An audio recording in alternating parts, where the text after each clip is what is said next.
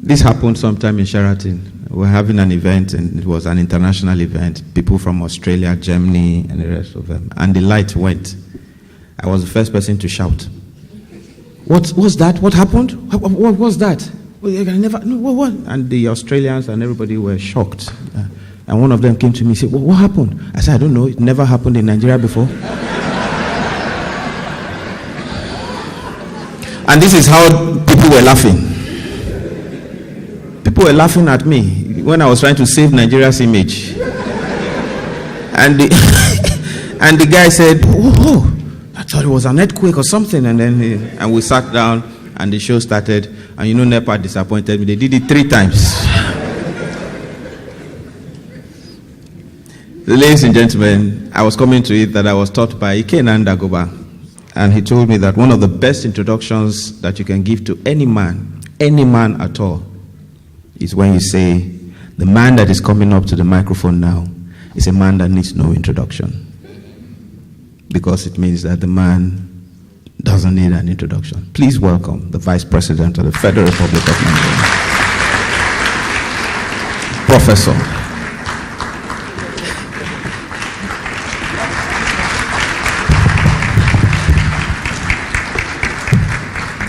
Thank you very much. Please sit.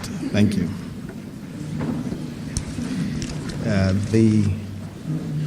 The chair, Mr. Folusho Phillips,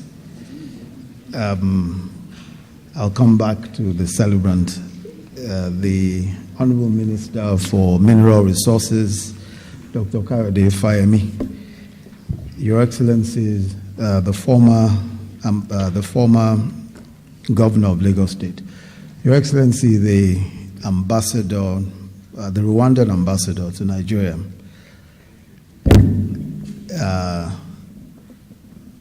Cardinal John Onayeko, and panelists and other distinguished guests. Ladies and gentlemen, thank you very much for the very warm welcome.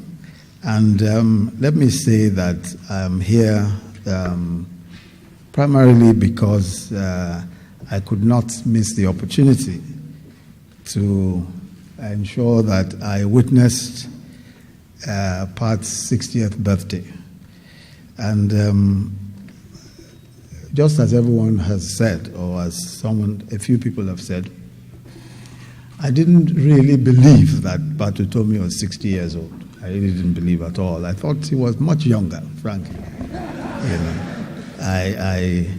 and part of the reason is because forever, I mean, Pat has been, I think that he was probably about 20-something when he was special assistant to the president. I think it was probably 27. I was, you know, so, I mean, how time flies between.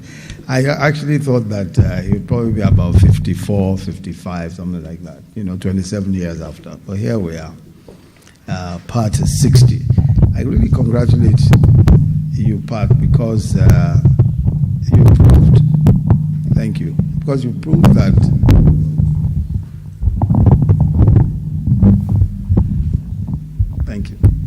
I think you proved that you can live many lifetimes in one, you know, and all that you managed to do in so short a time proves that indeed it is possible, even here, to do so much in such a short time. Happy birthday, and I wish that I wish you well. I hope that in another 10 years, you will truly have seen the Nigeria of your dreams.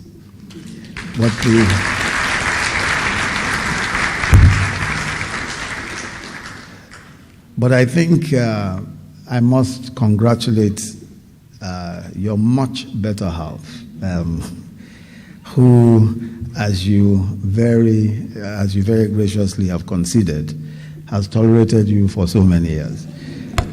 Dr. Ifeoma Utomi, congratulations, and thank you also very much for taking care of our dear friend Pat.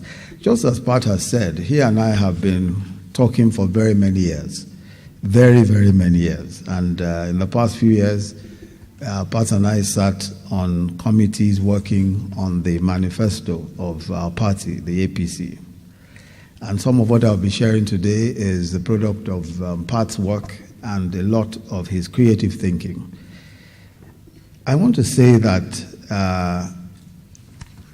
the issues around wealth, poverty, and human dignity for me revolve around the central question of how the Nigerian elite perceives its responsibility. And I'll come to that in a moment. The right to human dignity first is itself an inalienable right. It is not given, it's not a gift, it is a birthright of sorts. And we're entitled to it because we are born, because we exist. A recognition of this right is by itself self-affirming. In other words, it is the rationale for our being superior to animals. It's the very reason why we're superior to animals, the dignity of the human being. And that's why societies that are considered civilized, whenever a society is considered civilized, is in some senses an affirmation of its movement away from the animal state or from the animal kingdom. And societies that are considered not so civilized just indicates that they are closer to the animal state. So the reality is that human dignity is what makes us different from animals. Human dignity is what separates us. But extreme poverty is the most poignant indicator of the absence of human dignity. Extreme poverty, and I'm sure that most of us have either experienced it or seen it firsthand. Extreme poverty is the most poignant indicator of that absence of human dignity. People living under, as they say, $1 a day means that the human being or family scrounges like a beast for daily bread and is exposed to disease, harsh conditions every day. Poverty and poor nutrition ensures that the children of the extremely poor are stunted in mental development. It lowers the possibility that they will live beyond the age of 5, and it ensures that most will give birth to at least another generation of the extremely poor. The wealth of individuals, on the other hand, is in our societies is inherited, worked for, or stolen. Sometimes a combination of any of these possibilities: inherited, worked for, or stolen. Governments have a crucial role to play in arbitrating the rules that lead to wealth or poverty. What governments do also depends on what the elite, beginning with the political elite, believes or does not believe. Indeed, the national elite, the professionals, religious and political, to a large extent determine and reinforce the rules of the game. To a large extent, the national elite determines what prominence will be accorded to human dignity. In Nigeria, the rough consensus has been that extreme poverty is acceptable. That is not necessarily offensive or a demeaning thing. The large numbers of the extremely poor who roam the cities and waste in rural settlements have never really outraged the collective consciousness. The collective consciousness here of the Nigerian elite. The poor and their misery is an acceptable part of the national landscape, and consequently over 110 million Nigerians live substandard lives, derobed of the inalienable right to dignified existence. As I noted earlier, government arbitrates the rules that lead to wealth or poverty. National or subnational budgets and plans generally emanate from the elite agreement about what is important and what is not. In most cases, our economists and public finance technocrats and politicians have been trained to accept that poverty is an inevitable reality.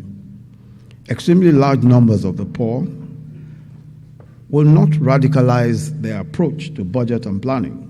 It's usually sufficient to do some token poverty eradication scheme, and every once in a while a legislator or senior public official will go to his ragged community and do an empowerment program.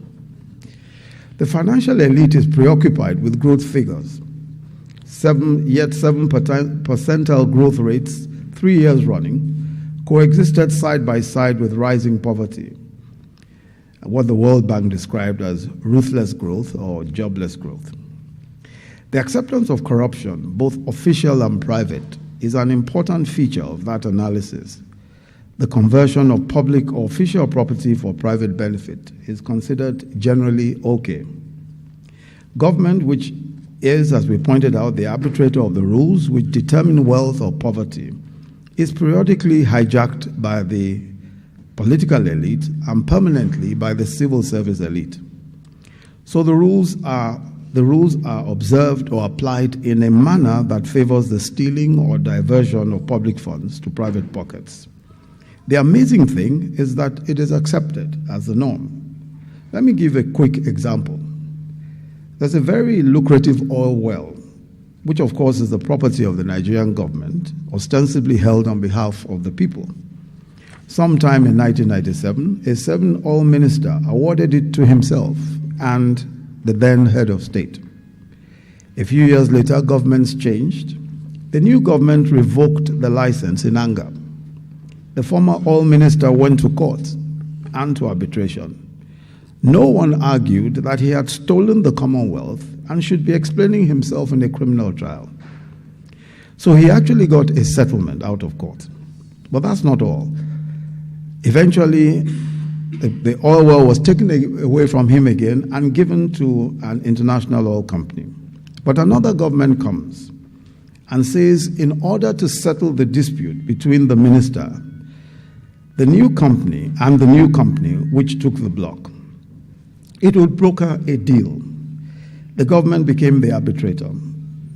The government now asked the new owner, the international company, to pay $1 billion to it, the government, for the well, and agreed with the minister to transfer all the money to him as soon as it was paid.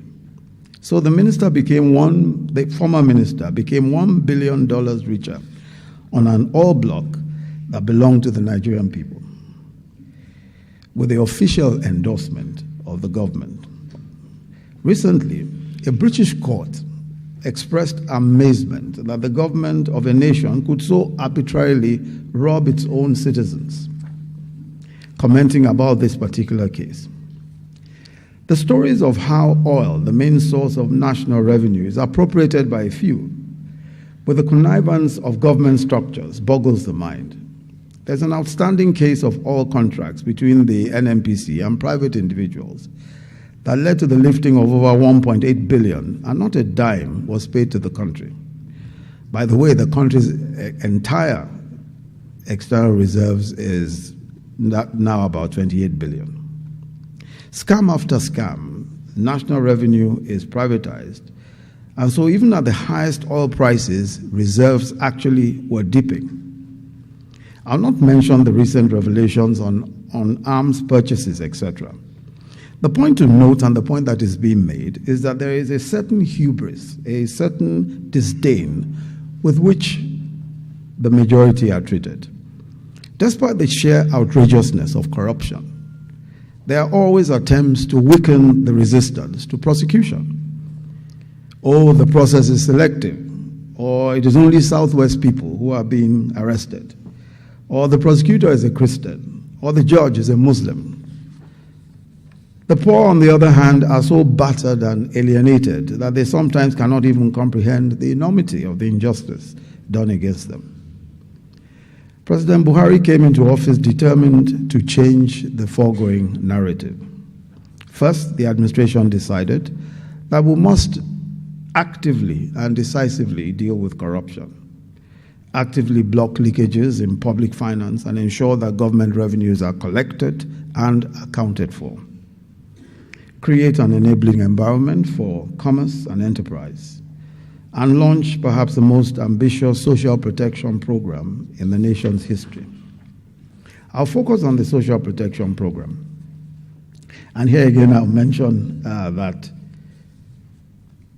PAT was very instrumental in a lot of the social protection initiatives that we have in the APC's manifesto, and of course reflected in the 2016 budget.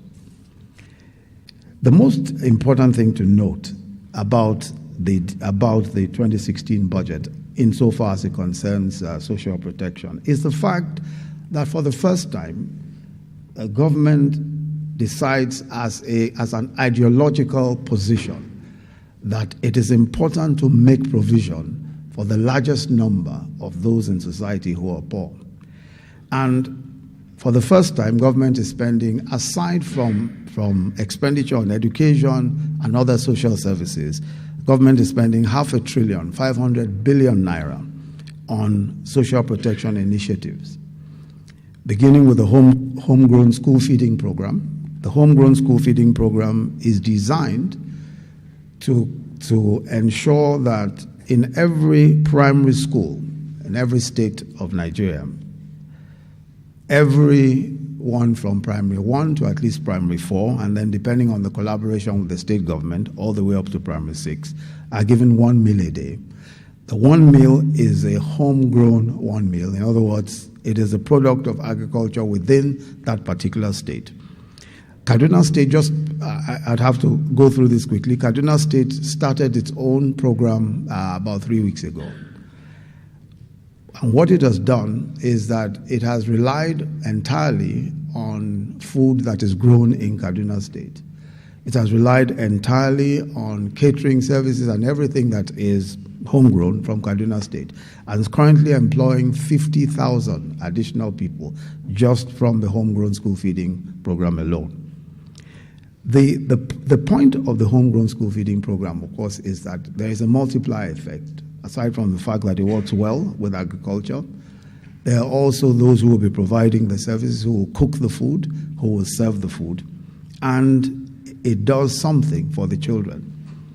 One of the most important reasons why homegrown school feedings are popular in other places in the world is because they also help to take the children away from malnutrition, which is one of the primary reasons why children suffer from stunted intelligence, or their intelligence is arrested. That's one. The other is the CCT, the conditional cash transfers. Now, the conditional cash transfer is not original at all. As a matter of fact, it's been made popular in a few countries, especially Brazil, which has one of the best models called the Bolsa Familia.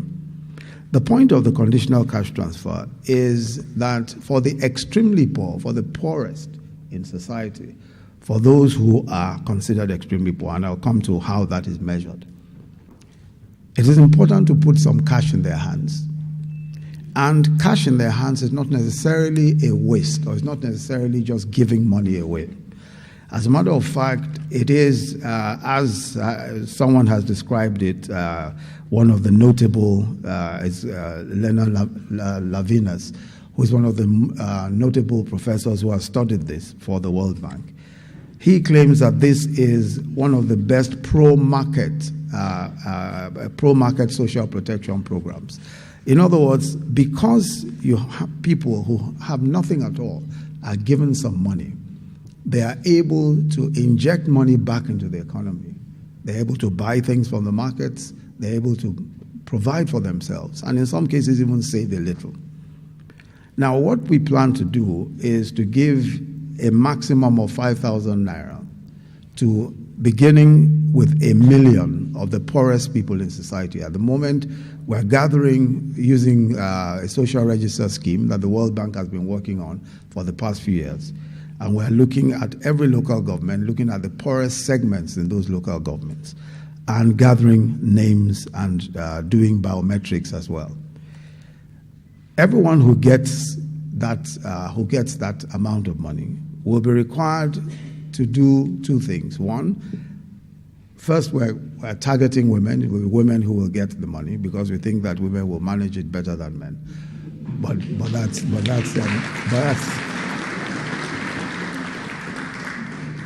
But everyone who gets the money must have children in school. Either their children are registered in school, and they must participate in immunization. That's why it's called a conditional cash transfer. Some also have to undergo some training where training is available. There are various segments. It's a very detailed program. I'm just giving the headlines. But the whole idea is that money will be made available. Beginning the first phase, we are dealing with at least 1 million Nigerians who are considered extremely poor. And of course, the vulnerable also, the disabled, will be in that number. The disabled poor will be in that number. In order to create jobs directly, and of course, we all know that government cannot, create jobs or should not, as a habit, create jobs directly. But government must, in situations of emergency, such as we have now, ensure that it is able to create some jobs or create some jobs and add some value as they do so. And that's why we have the 500,000 teacher scheme. Now, this is for graduates who are unemployed.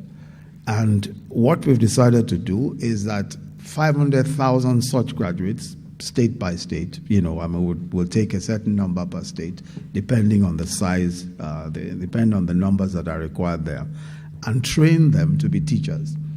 Now, they are regarded as volunteer teachers, but they'll be a way of providing some jobs for those who have no jobs at all, while they are transiting to finding proper jobs that suit their careers more. So the 500,000 teacher scheme is a very important one from the point of view of just creating direct jobs for graduates who have no jobs. Then 370,000 vocational skills. We're going to be training non-graduates who have at least basic education, have gone to secondary school.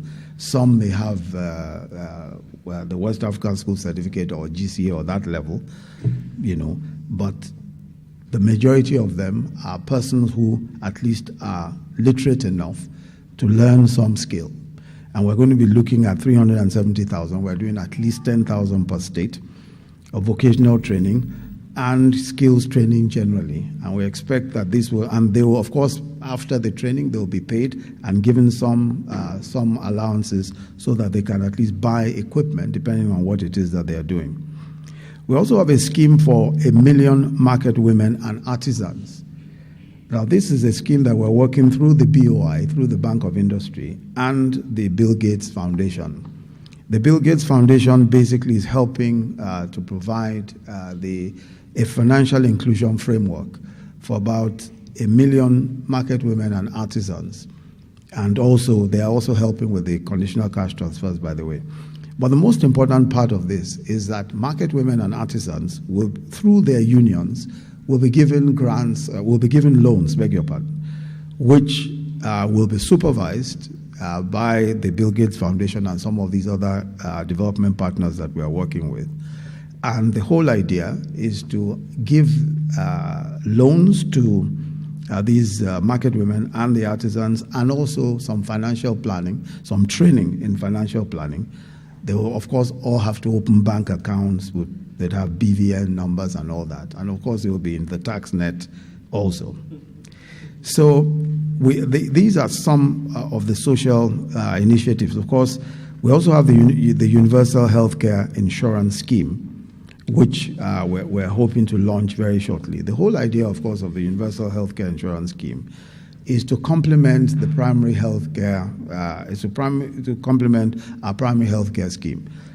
We're planning on having primary healthcare centers in every single ward.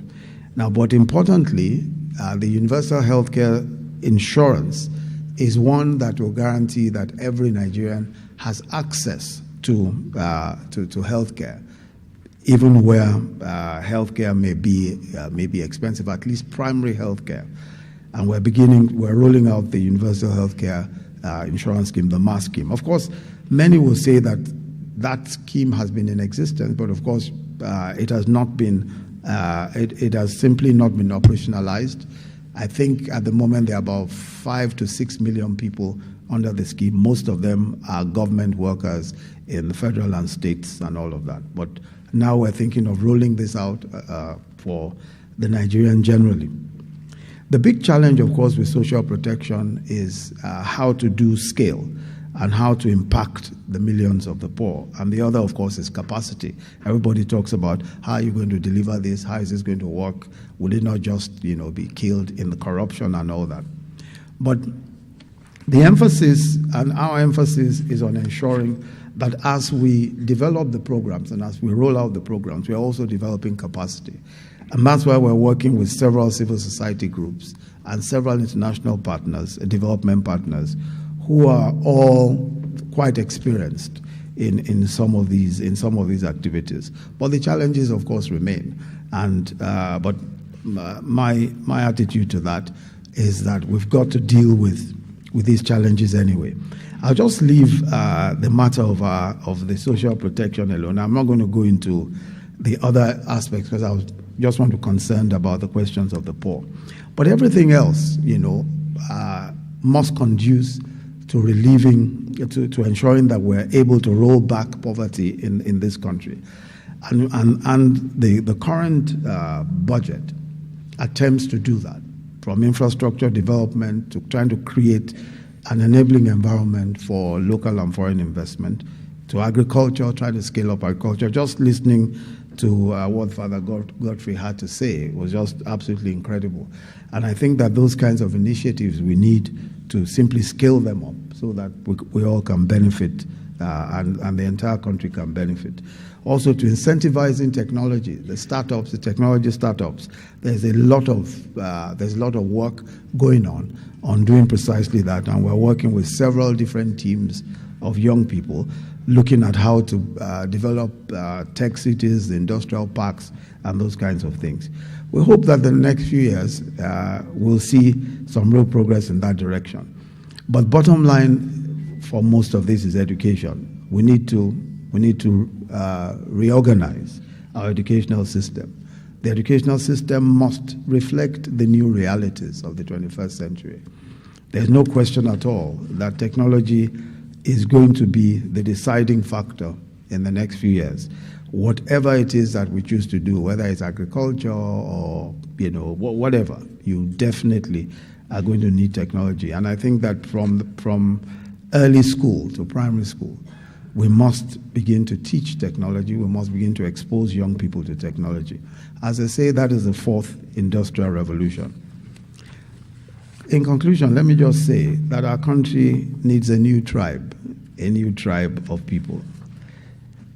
I was saying a few days ago to a gathering of individuals who are involved in prosecution, and I was saying to them that we've heard all the standard excuses, when you look at a list of people who have embezzled large sums of money or who have stolen the Commonwealth, they include everybody. You'll find Yorubas, Igbos, Hausas in the same conspiracy, Muslims and Christians in the same conspiracy. There's no argument at all. None of them says, you are from South, so don't participate in this deal. Or you are from North. No. Everybody works together, and they work very actively together, and they stick together like glue. They protect each other, they fight for each other, and they will do anything for each other. That tribe, the new tribe of Nigerians is necessary. A tribe of Nigerians who are not asking questions about where you're from. They're not asking questions about what your religion is.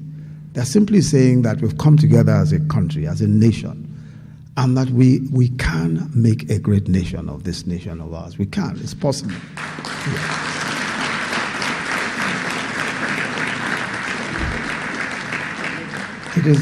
It is that new tribe of Nigerians that I think we all should belong. That tribe that doesn't know the North or South or the West, or doesn't even know religion. Just the Nigerian, the great Nigerian. Thank you very much.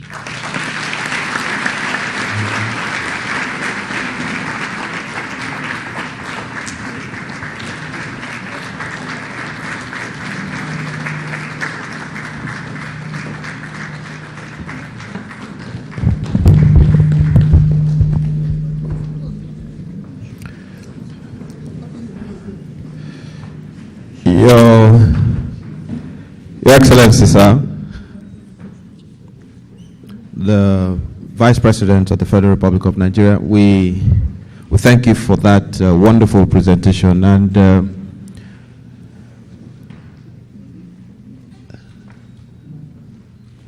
I think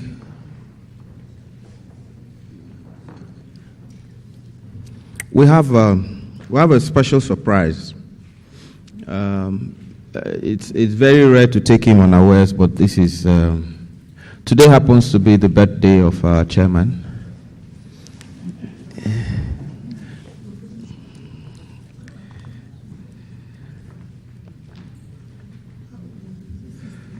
No, the chairman is not 60. Chairman is about 45 now. Because when I look at the combined age on this table, it's nearly like 1 million. And if we go by gray hair, then the Reverend Father and the Vice President should have a lion's share.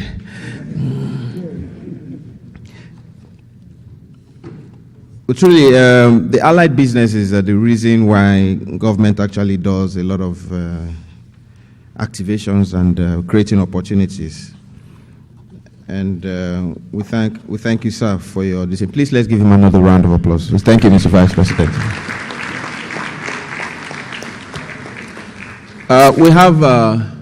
We're ready for the cutting of the cake, and it's for our chairman. So, Mr. Chairman, sir, the Vice President will supervise the cutting of the cake. We're at Ogun State for the 40th anniversary of Ogun State, and I had to ask the President if he brought his knife for cutting of the cake, but here today we have a knife, so we don't. The birthday, hold the knife. All right, and then the rest of you, just, Vice President, just put your hand on top of, yes, like that. Then all of you stretch your hands towards, stretch your left hand, no, the left hand. When you're standing on this side, you stretch the left. Okay, no, sir, no, the left. And then those on that side will stretch the left. Sir, you're doing like PDP. Stretch your hand, like that, yes. Mr. Jimmy, I'm sorry, sir. Sir. All right, like that, yes. Okay, so, sir, what are you turning, sir? 70? No, okay, so we'll just do the birthday counter. So we're going to count upwards in 5. We'll count upwards, and it will represent the letters of Jesus, letters of grace. And 1, 2, 3, 4, 5. Please give him a round of applause. Happy birthday to you. Happy birthday to you. Happy birthday, happy birthday, happy birthday to you. Thank you so much, sir. Thank you, sir. All right, can we take the cake out of sight and out of hearing, please? As the Vice President, His Excellency Professor Shubaju will take his leave.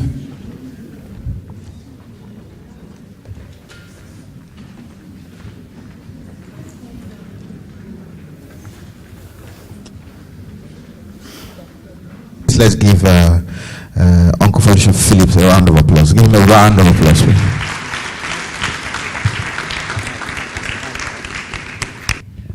All right. Well, everybody, we're back on track. Sorry for that short break in transmission. We had to see the VP off. You must admit, I certainly feel that this session so far has been extremely interesting, and a very solid foundation has been laid for the kind of discussions that we want to proceed with. We are going to have a panel discussion, and obviously, to move forward, we want to create a foundation for that discussion by having a presentation by Dr. Fred Olayele, and from there we will then begin to have various discussions. I think it is so clear that the depth and length and breadth of the topic itself of wealth, poverty, and human dignity, when you listen to the different interpretations that have been given today, shows that there is a lot to talk about, and there is a lot to be given direction in. And I hope that Dr. Fred Olayale will help us with that. Doc, over to you. I guess all the excellencies are they've evaporated now. So, Mr. Chairman, distinguished guests, and ladies and gentlemen, good afternoon, everyone. The topic at hand this afternoon is a very simple one, yet complicated: wealth, poverty, and human dignity. And I'm going to be looking at it from two perspectives. I'll try to draw lessons from Canada, as well as look at classical liberalism, which is an ideology in economics. I will share some of my insights, as well as concerns about the limits to economic understandings of these intellectual challenges. But before I start, I would quickly like to say thanks to my Canadian friend. We flew in together last night. Paul, where is Paul here? Stevens, okay. If you can stand up, please. So welcome to Nigeria, Paul.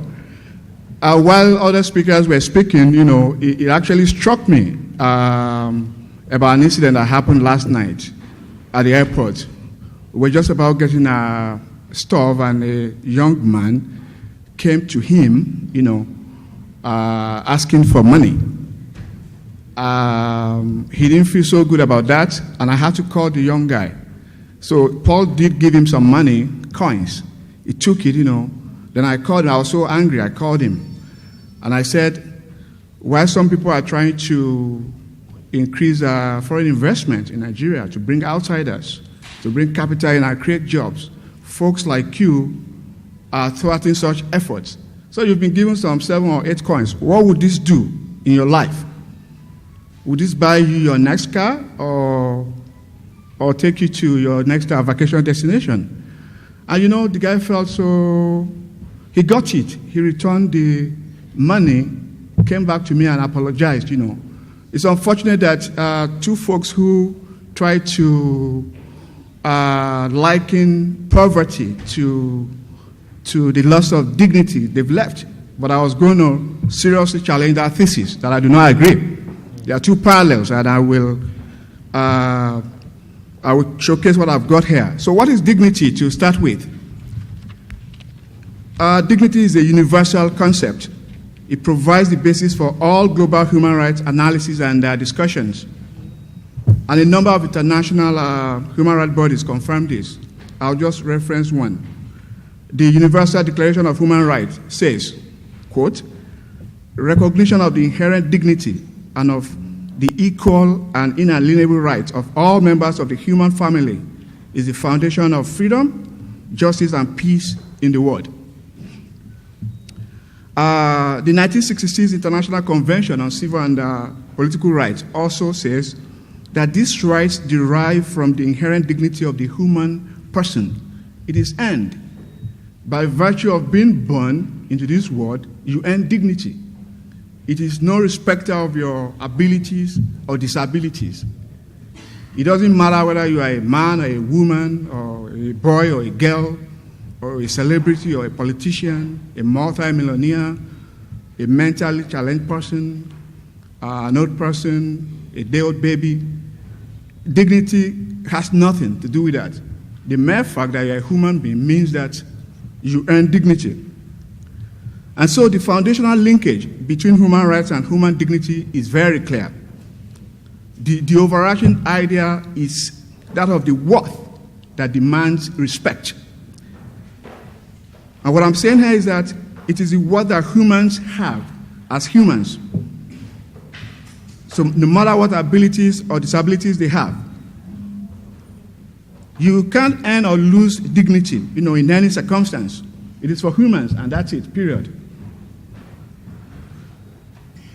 Let me start by asking a quick question here. And the question is, have you ever seen families who live in abject poverty, in poor communities, but yet live so happily and so dignified? My answer to that is yes. Pardon me. There are so many poor people who can barely make ends meet, but are very, very happy and are dignified. And how about the opposite? There are so many money bags, rich people, who have a lot of money, but yet are not dignified. So we have to be careful to not liken poverty to the loss of our dignity. I, as a person, I do not agree with that notion.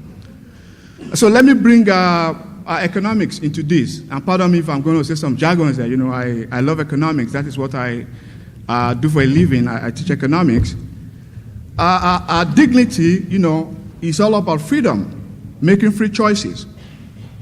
And this topic is deeply rooted in our classical liberalism, like I earlier said, considering the emphasis on civil liberties, political freedom, the rule of law, and economic freedom. So the core moral insight here is what it means to respect a person as a core moral agent, to give them the freedom to choose. The freedom to choose, good or bad, it doesn't matter. The dignity of a human person is giving that person the freedom to choose. So the moral insight is the basis of classical liberalism, free enterprise. You talk about economic freedom, you know, free market, free trade, property rights.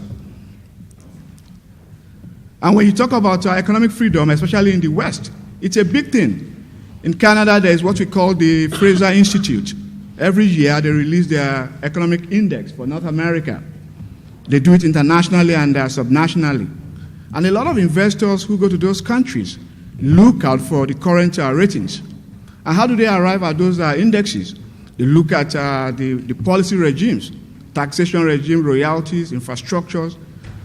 So what that means is governments are always very careful to not toy with people's freedom. The popular Indian Nobel laureate, Sen Mata, once says that the expansion of freedom is both the main end and primary means of development. So for a lot of folks who do international development, the trajectory is changing. The debate is changing. That is high time that people should now begin to see dignity, see development in terms of dignity. Because when you see development in terms of dignity, then your approach and your mentality changes. So I'll pause for a sec and go back to dignity. Most people, especially in this part of the world, you know, in the developing world, we tend to hold the view that human dignity can be treated in the same version as poverty. They interpret it to mean that those who are at the bottom of the socioeconomic ladder lack dignity. And it is therefore the job of the rest of us in society to help them out. No. It's a good notion to help people who are in need. But the reality is, it is wrong to interpret poverty as lack of dignity. And again, I go back to those in international development. There are popular notions and concepts all over now. There are such things as we don't want your development. There are so many communities who tell people who do charity work to go. We don't want you. We don't want your aid. We don't need your charity. Just go. The Zambian economist, Dambisa Moyo, you know, once was going to fight with Bill Gates, you know, on the issue of debt, aid, and what have you. So the essence of what I'm saying here is that we live in a world where poverty, you know, ravages billions of people, the lives of billions of people. Nearly half of the world's population lives on less than $2 a day. That's a population of about 3 billion people. And even more frightening is the fact that 1.3 billion live in extreme poverty. They live on less than $1.25. So in the last 3 decades, the last 30 years, you know, a lot of progress has been made. Look at China alone. I mean, the Chinese succeeded in lifting about 800 million people out of the 1.1 million in abject poverty for the developing world. Let me repeat that statistics. Maybe it would resonate. Out of the 1.1 billion people, living below the poverty line in the developing world. China, between 1981 and 2011, lifted 800 million out of poverty. That's close to 80%. So, but would it be right to now assume that because China improved its poverty rating and moved people out of poverty, would it be right to conclude that China is that country that promotes human dignity? Of course, no. The human rights record in China is something you don't want to hear at all, okay? Or how about economic freedom?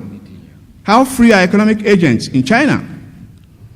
It's one of the worst countries in terms of human rights record and economic freedom.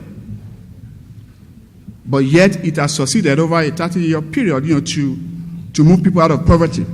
So I hope that that rings a bell quickly.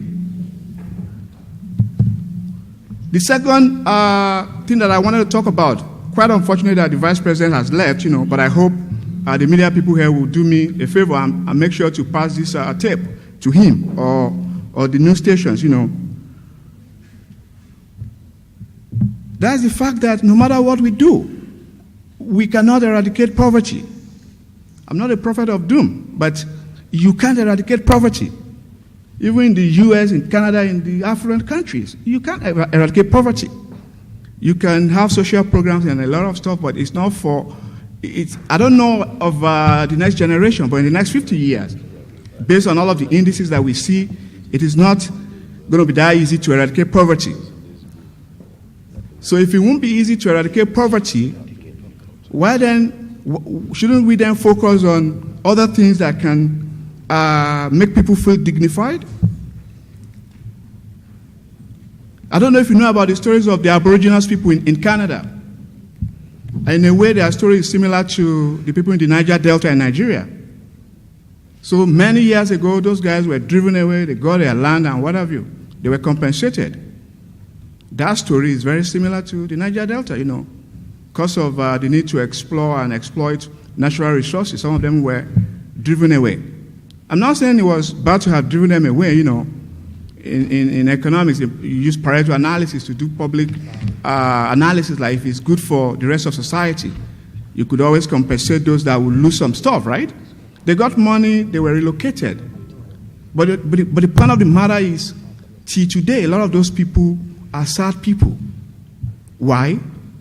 Because they were deprived of the need to vent for themselves, to be able to work, the dignity in labor, to work and do what they know how to do best. Two quick things on policy. In Canada, Canada is a fiscal union, just like the same way we practice fiscal federalism in Nigeria. And there are two major policy tools that government uses to address the issue of dignity, not necessarily to address poverty. You look at equalization payment. It's a transfer program for addressing fiscal disparities among provinces. In the polar region, the northern regions of Canada, 9 months in 1 year, people can hardly move anywhere. It's extremely cold, minus 50, You can't do anything. So if government will not do anything to help address such concerns, people might feel, undignified. But government directly, uses its redistributive policies to address their needs. And they are happy. They stay there. They will not, because of that, go to Vancouver or move to Toronto. They are happy where they are. The second thing is the Canada Health Transfer. This is the largest transfer to provinces and territories. And it is based on the principles of universality, comprehensiveness, portability, accessibility, and public administration. Again, you are a human being. It doesn't matter your affiliations, your social, religious, or ethnic affiliation. A friend of mine, born in Nigeria, immigrated to Canada like myself, 4 years ago, was pregnant. We used to live together in Regina. She was just 4 or 5 months pregnant, and for some reason, the labor pains and other things came, and it started to look like she was going to give birth. They had to airlift this lady from Regina to Winnipeg.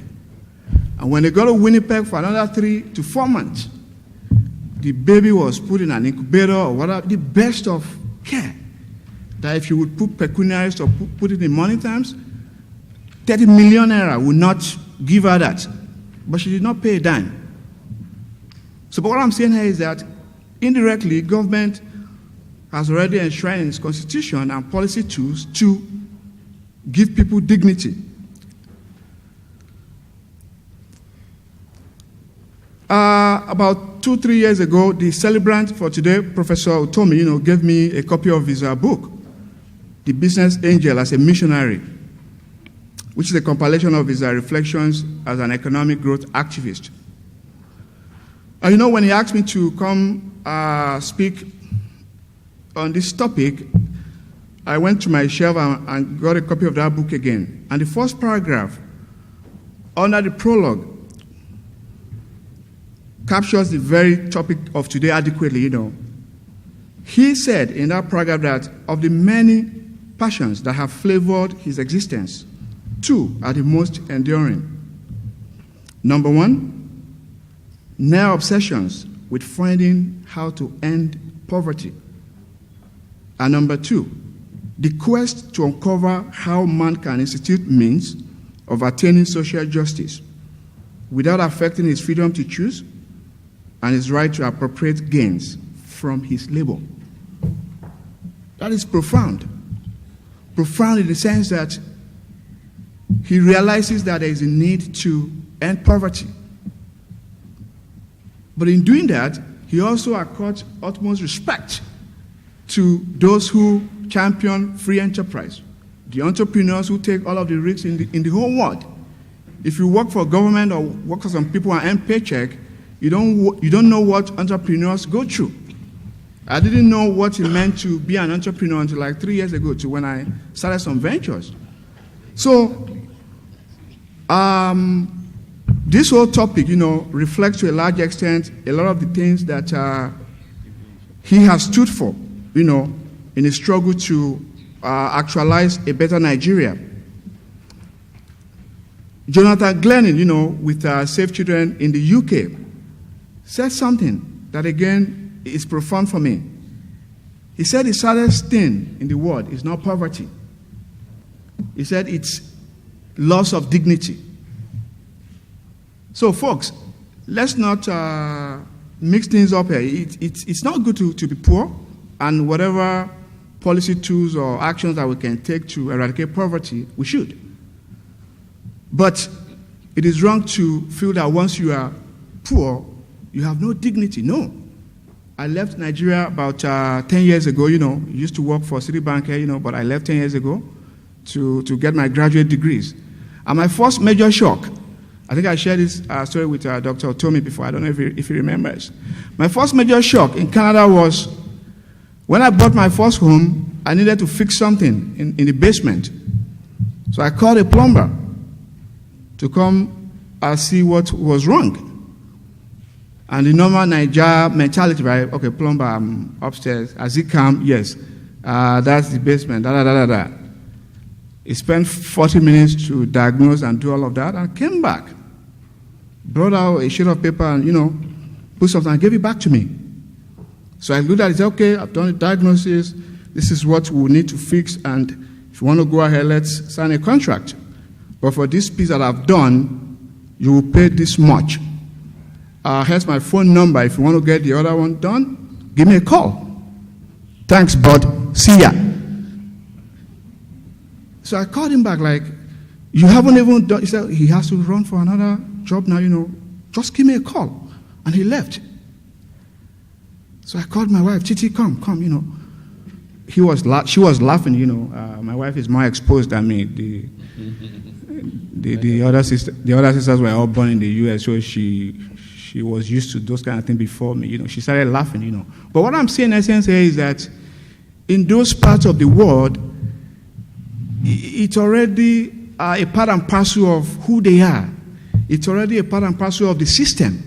You see an old man who is 90-year-old walking by the street, you see the kids, grandchildren walking by. Hi, dad, hi, grandpa, they are going. They don't need to help. And even if you try to offer some help, that may be rude. You are trying to you're trying to tell him or her that he or she is incapacitated. Or you go to the bank, you see people who are on wheelchairs, and you're trying to get them closer to the tellers. No, you don't have to do that. Okay, there's dignity in what they do, and you have to recognize that. Let me try to round up here so I don't...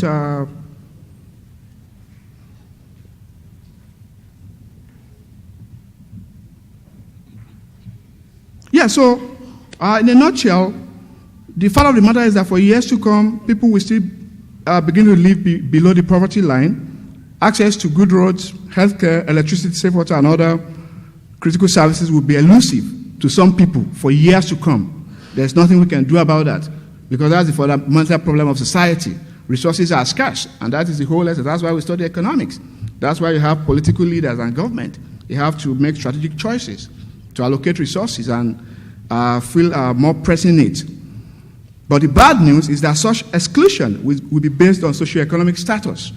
If you want to help people out of poverty, or you are trying to see those who cannot escape the poverty line, it will be based on socioeconomic dynamics. But guess what? For human dignity, it is a transformational concept that knows no bounds, no social, economic, religious, ethnic, or gender barriers.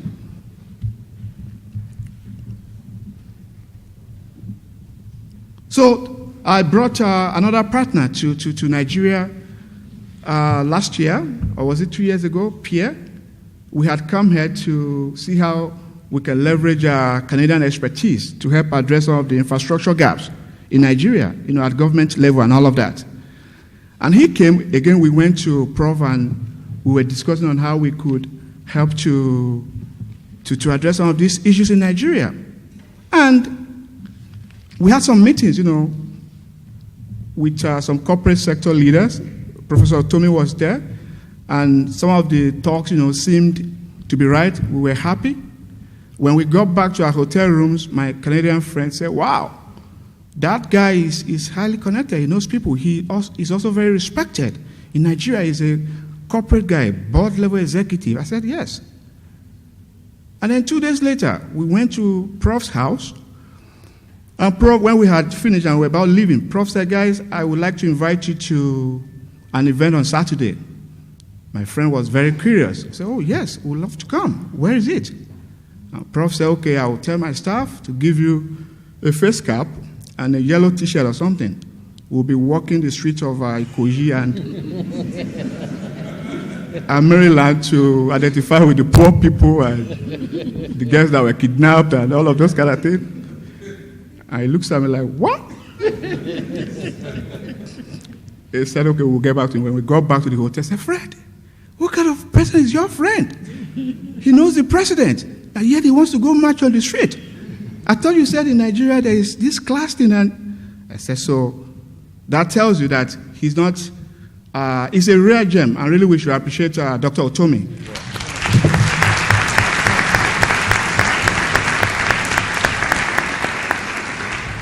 It's a rare gem, and for me, I say this a lot, I like a lot of people and I don't easily say, oh, this one is my role model or whatever. But he's that one guy who is able to sit in the boardroom and discuss billion-dollar transactions, discuss free enterprise, entrepreneurship, economic growth, capitalism. And at the same time, when it is time to do activism and to provide safety nets for the weak and vulnerable, to care for the poor, the widows and widowers, he's that guy. I haven't seen any other in Nigeria. I was born up, I bred here before I left 10 years ago. He's that guy who does it passionately without conditions. A lot of politicians claim to do that when it's close to the electoral cycle, You give scholarships to people and they must post with pictures that you can put on your Facebook page, so you can use that to canvass for votes. So for me, that is the one thing that really endears him to me. He's a guy who does not criticize entrepreneurship. He's a guy who realizes and believes that there is dignity in labor. If you would put your resources and time and intellect together, you should be able to share in the gains of your wealth of experience and risk. And at the same time, that when it's time to help the poor people and put them together, we should do. I will end my analysis by saying that to make any meaningful progress on the issue of human dignity, everybody must join hands to do this. NGOs, labor leaders, religious leaders, faith-based organizations, and other civil society actors. Government and also international development agencies must refocus. Mr. Glenn says, quote, development is dignity, or it is nothing. The opposite, that is, development without dignity, is not worth having. Thank you so much. Thank you. Thank you very much, Dr. Olayele. Thank you. I think that we're going to have to find an opportunity to sit around the table and really have a bantering session, because your point of view I totally disagree with. But then again, let us just move on. You've talked on quite a lot of issues, and we're not receiving presentations, but we're just going to receive some comments from the panel, and we'll start from Toshino. Thank you very much. I don't think I would make a comment yet. I have to say something about parts. A lot of things have been said about him. I've always told him that there is need, if it is possible, to clone him. As a party, we need to clone you so that we throw you into different parts of this country so that you can make contributions. He's somebody who has packed in about 120 years into 60 years. And I just pray God will continue to give him the strength.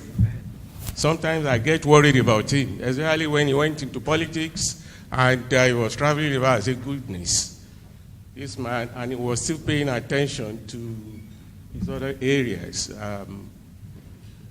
It's a very rare species. But thank God for your life. You will live long.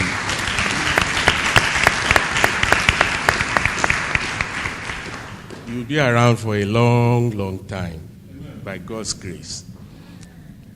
Now, my worry is about the youths of Nigeria. Quite often, I get embarrassed when I notice that Nigerians are so beggarly. I don't know if you've experienced it.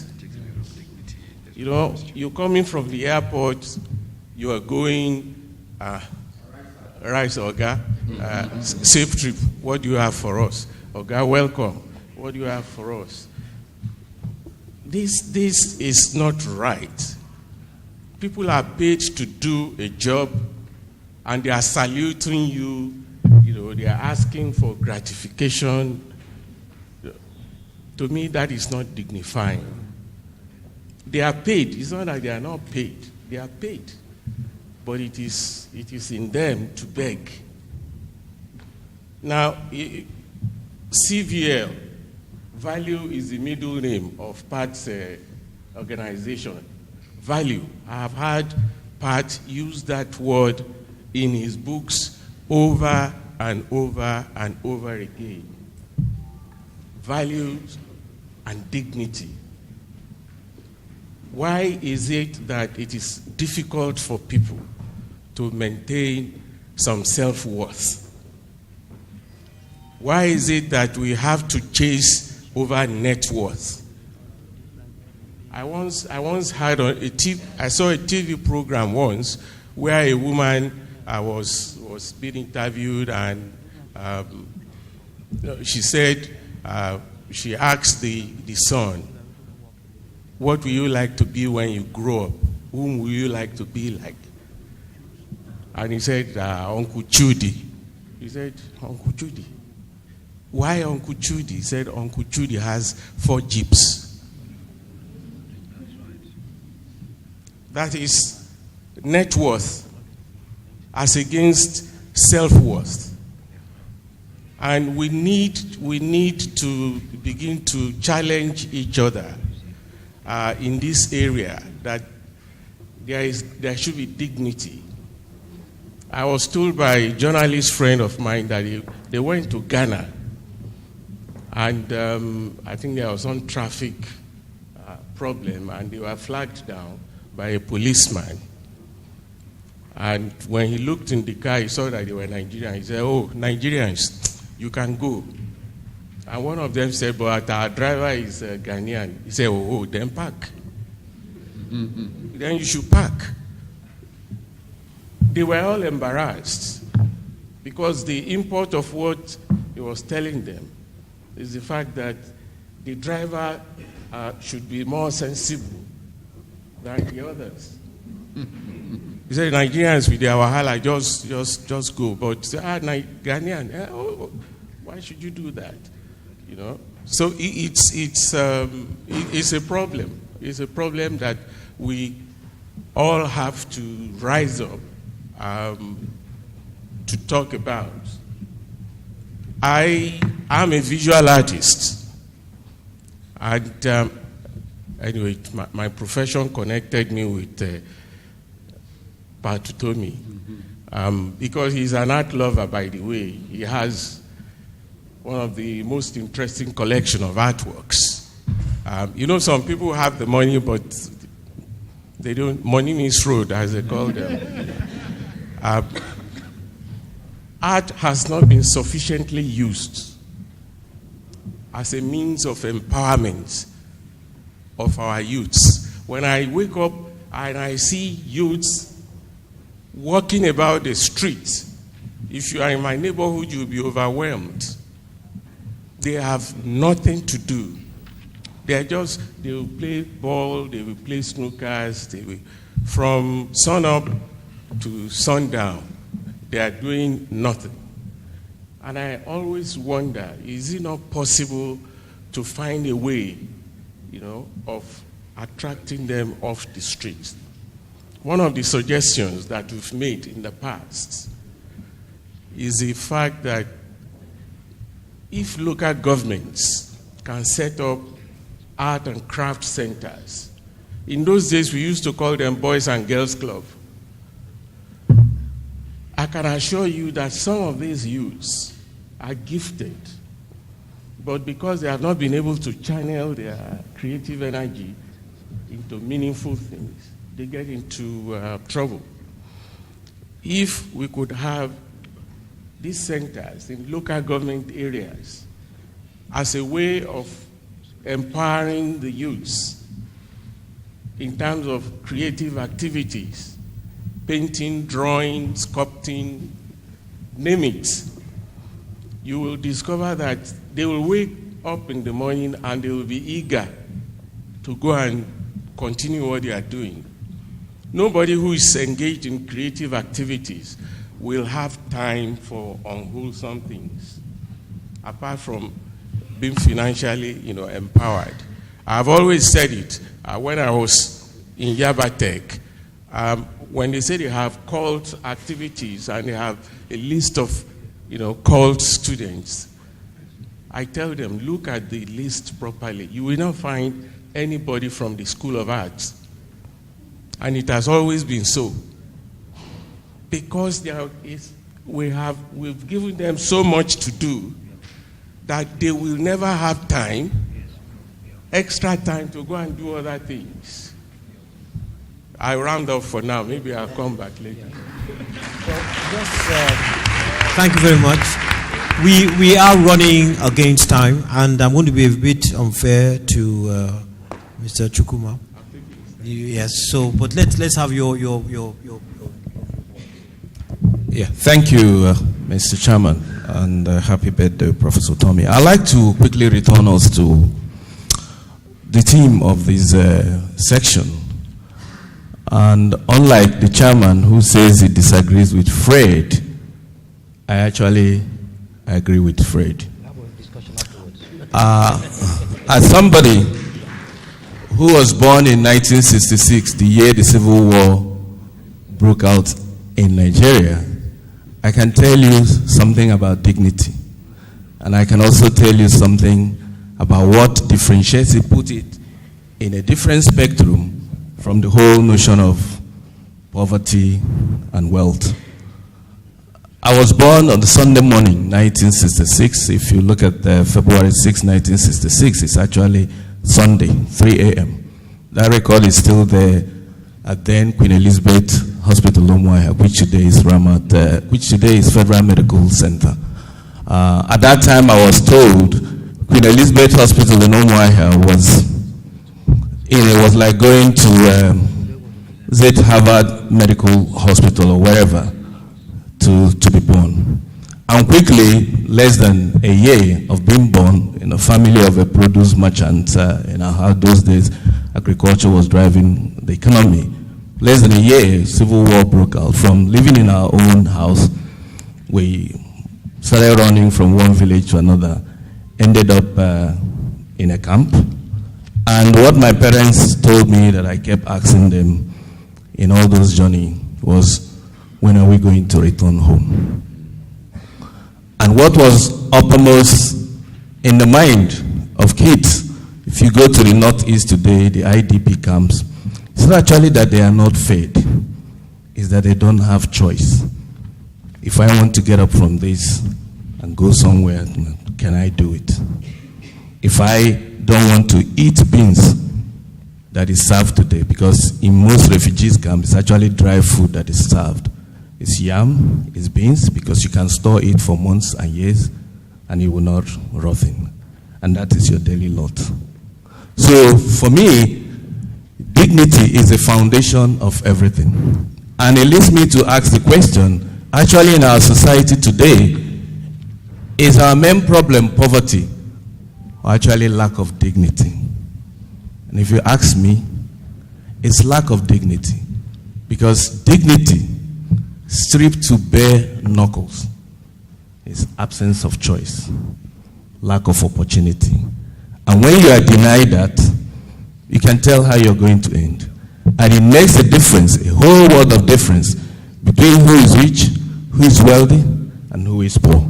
And any society that does not provide choice and opportunity in equal measures to its people is denying them their dignity. And that is the beginning of all adverse outcomes in society. And if you frame this issue, I know that perhaps those who put this team together were more business-minded than economics. That's why wealth, poverty was put before human dignity. If I were to frame it, I would say human dignity, poverty, and wealth.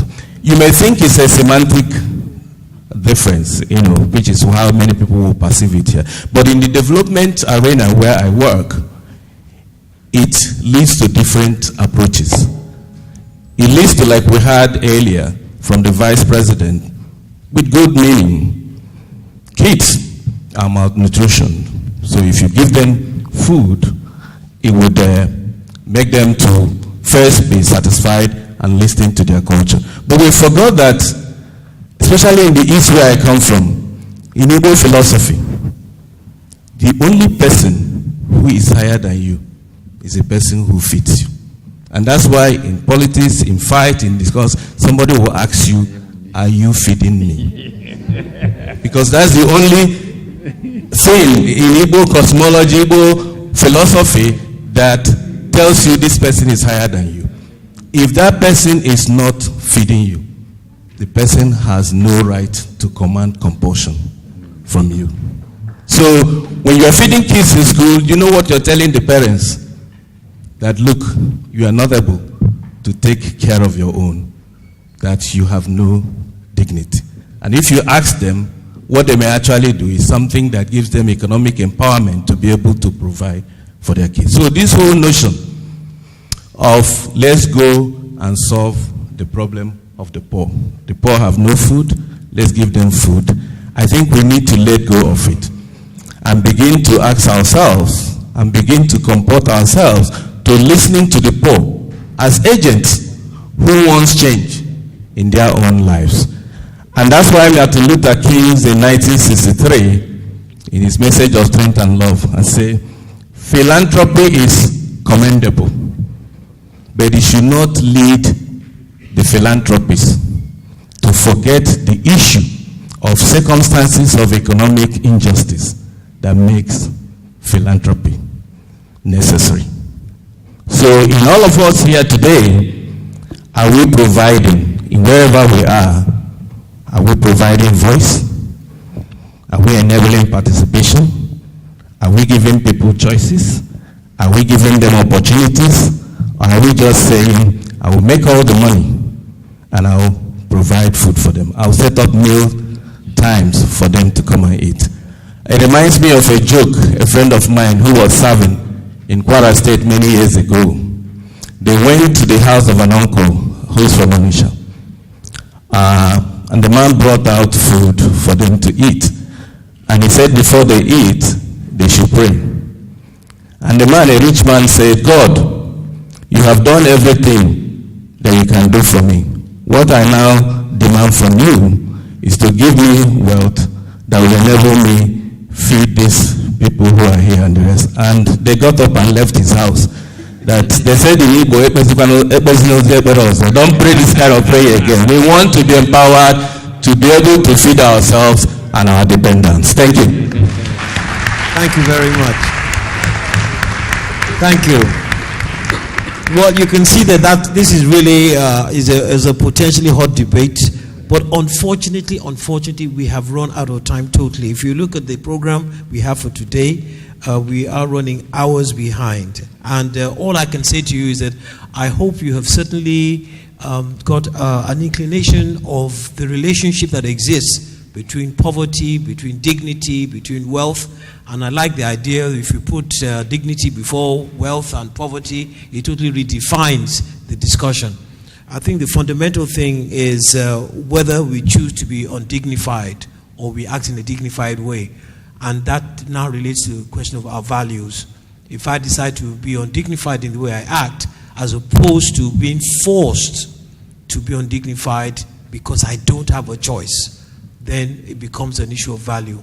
And somebody said you have a one-armed beggar who takes handkerchief and is trying to sell it in the streets, and he's not saying his circumstances forcing him to go begging. He says, I have the kind of value that says I must maintain my dignity.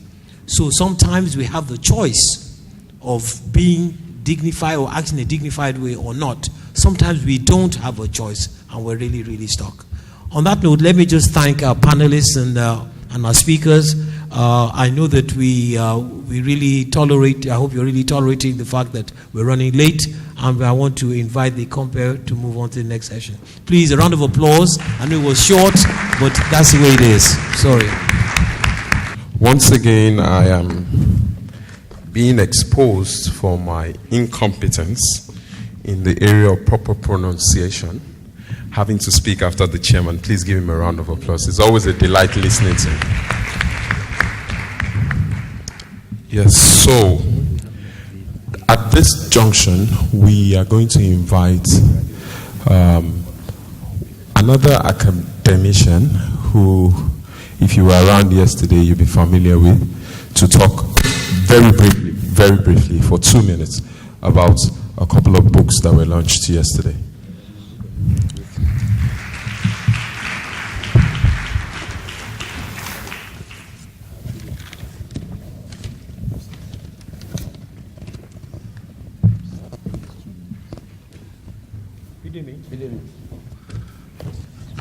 Mr. Chairman, maybe all protocols observed. Ambassador Sir, Your Excellency, my name is Michael Okom, Associate Professor, Faculty of Law, University of Calabar. Yesterday, we presented 3 books to the public.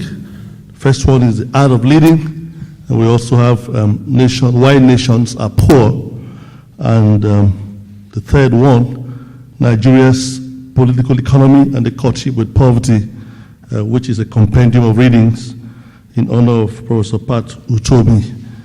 The Art of Leading is a book that emphasizes that leadership is not about positional power, but about harnessing the common resources for the common good.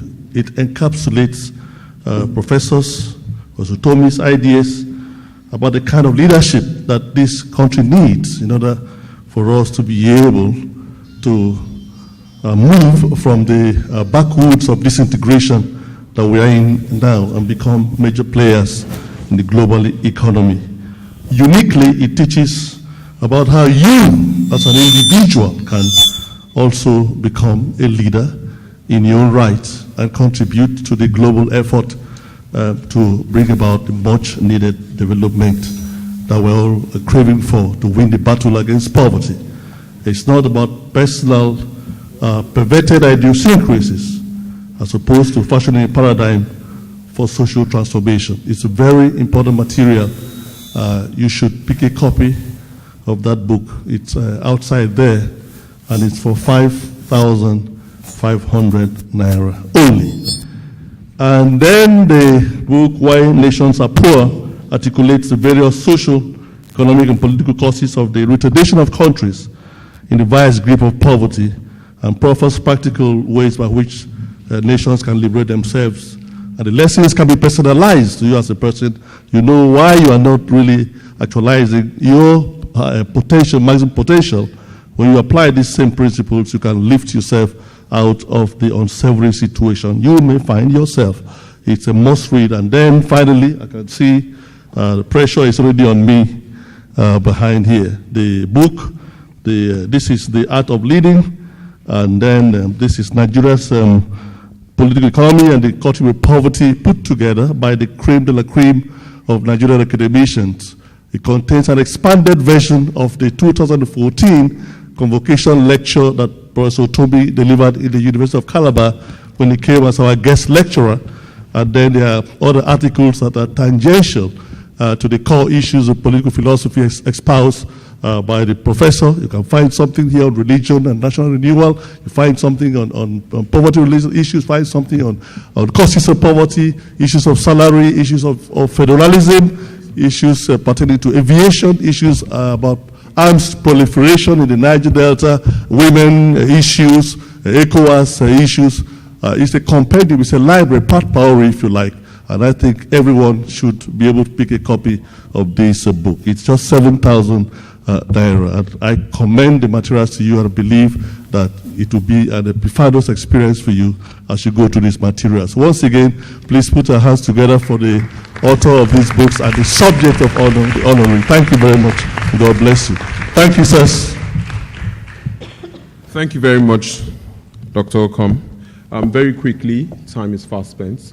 I would invite a very, very distinguished young man who Professor Tomi talked about earlier on their trip to the US to come introduce the next activity. Please join me in welcoming Kingsley Banwell.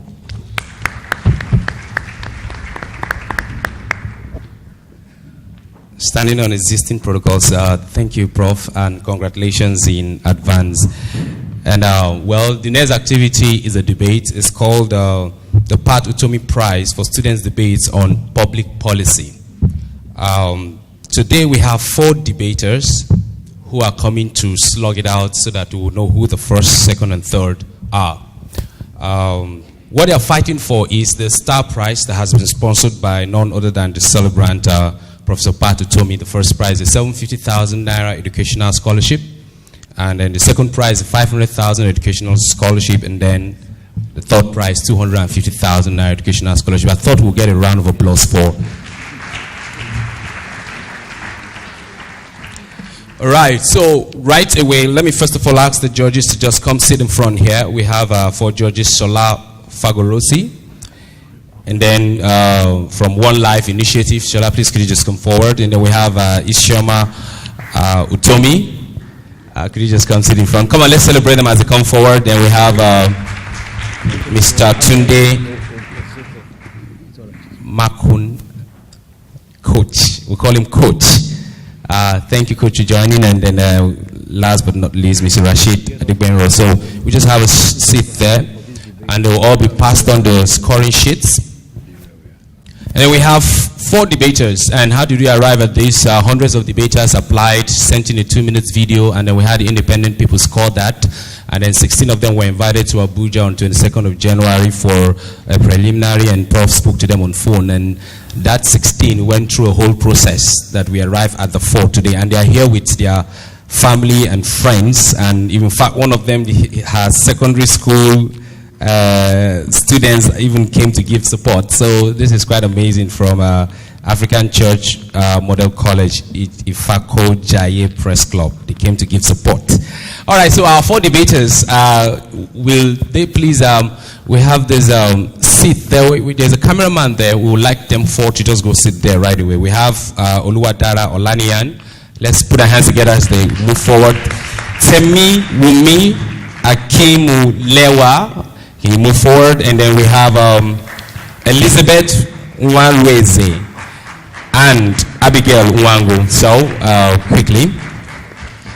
The first debate will happen right away. We have 2 speakers coming to speak, team 2. And the topic is skill acquisition, not tertiary education, is the key to fostering massive job creation in Nigeria. Yes. There's a seat there. Yeah. So that's the seat we want you to sit, and then. So the first team that will be debating, they are coming to debate on the topic skill acquisition, not tertiary education, is the key to fostering massive job creation in Nigeria. Yeah, so they will sit in there. And the 2 debaters are Oluwadara Olaniyan and Temiwumi Akimuwale. Oluwadara is speaking for, and then Temiwumi is speaking against. And then once you come in, you just have 4 minutes to make your pitch, and that's all the time you have. There is no rebuttal, no time for rebuttal. So make all your points in just that one debate, and then the judges will decide. So let's put our hands together as I'll ask the first 2 debaters to just come over here now. Oluwadara and Temiwumi, and the first speaker will be Oluwadara. You say the name of institution you're from, and then you have the floor. Let's put our hands together for them as they've been here all morning, energized and pumped up. But this is the time to show yourself. The first speaker will be Oluwadara, and yes, step forward, and he's speaking for the topic, the skill acquisition, not tertiary education, is the key to fostering job creation. Thank you. Good afternoon, ladies and gentlemen. I am Oluwadara from the University of Ibadan, speaking for the topic, skill acquisition, not tertiary education, is the key to massive job creation. A skill, according to the businessdictionary.com, can be defined as an ability or capacity acquired through systematic, deliberate, and sustained efforts to smoothly and adaptively carry out complex activities and jobs involving cognitive functions, technical functions, and people relations. Therefore, skill acquisition can be defined as the obtainment or development of such abilities. Also, tertiary education refers to academic pursuits undertaken after secondary education. With the National Bureau of Statistics reporting that over 17 million Nigerians are unemployed and over 26 million Nigerians are underemployed, it is crystal clear that job creation is a necessity for the Nigerian economy. It is obvious that tertiary education has failed to meet the job creation need in Nigeria. According to a report published by the University of Uyo on the 22nd of September 2015 titled Entrepreneurial Education, a Panacea for Youth Development in Nigeria, it was stated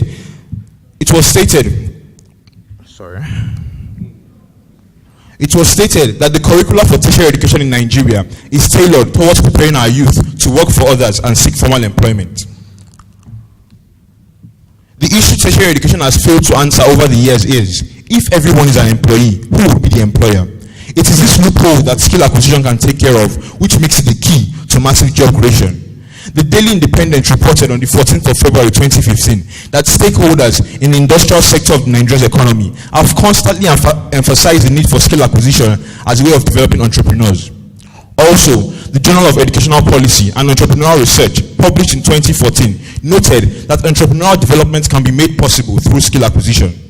All these highlight the relevance of skill acquisition in the production and development of entrepreneurs who are in fact job creators. This proves beyond a doubt that skill acquisition is the key to massive job creation. At this point of the debate, it is essential to point out that the bone of contention is not whether tertiary education creates jobs or not, which it does. Rather, the point of this debate is, what is the key to massive job creation? That is, what is the key to the creation of jobs for a majority of the population? The Deputy Director and Training Manager of the Nigerian Enterprise Development Program, Mr. James Abimbola, stated that skill acquisition in the program is designed to train middle-level skilled manpower. These middle-level skilled workers make up the largest percentage of the workforce. This shows that skill acquisition can imbibe in youth the skills that will give them access to a large range of occupational opportunities.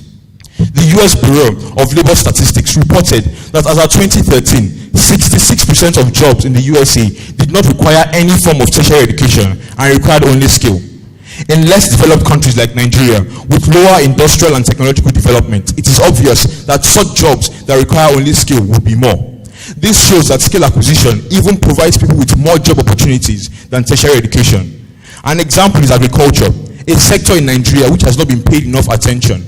Agriculture is a timeless thing, as no matter how bad the economy gets, people must eat. Therefore, teaching youth skills relevant to agriculture could be an employment goldmine and could greatly boost employment and standard of living. Similar ventures include construction, hairdressing, fashion designing, and electronic repairs. In conclusion, we cannot spend many years in school only to let society educate us. The goal of any proper educational system should be knowledge and skill. And I once again assert that skill acquisition is the key to massive job creation. Thank you.